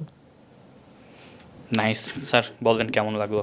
অত্যাধিক ভালো, খুবই ভালো লাগলো। স্যার আমরা লাস্ট হচ্ছে একটা স্টেজ করি যে আমরা গেস্টকে বলি নিজেদেরকে থ্যাংক ইউ দিতে for the life and staff. অত্যন্ত ধন্যবাদ আমাকে, যে এবং সাধারণত কি বলে গেস্টরা? আমরা এটা বলি, আমরা আমরা আরেকটা টার্ম ইউজ করি যেটা আপনাকে বলতেছি না, thank you and roast yourself. Thank you করেন, রোস্টও করেন। আমি খুবই ভালো, আমি আমি আমাকে নিয়ে খুবই হ্যাপি, এবং ইনশাল্লাহ এরকমই থাকবে, সব কিছু ভালোই হইতে থাকবে।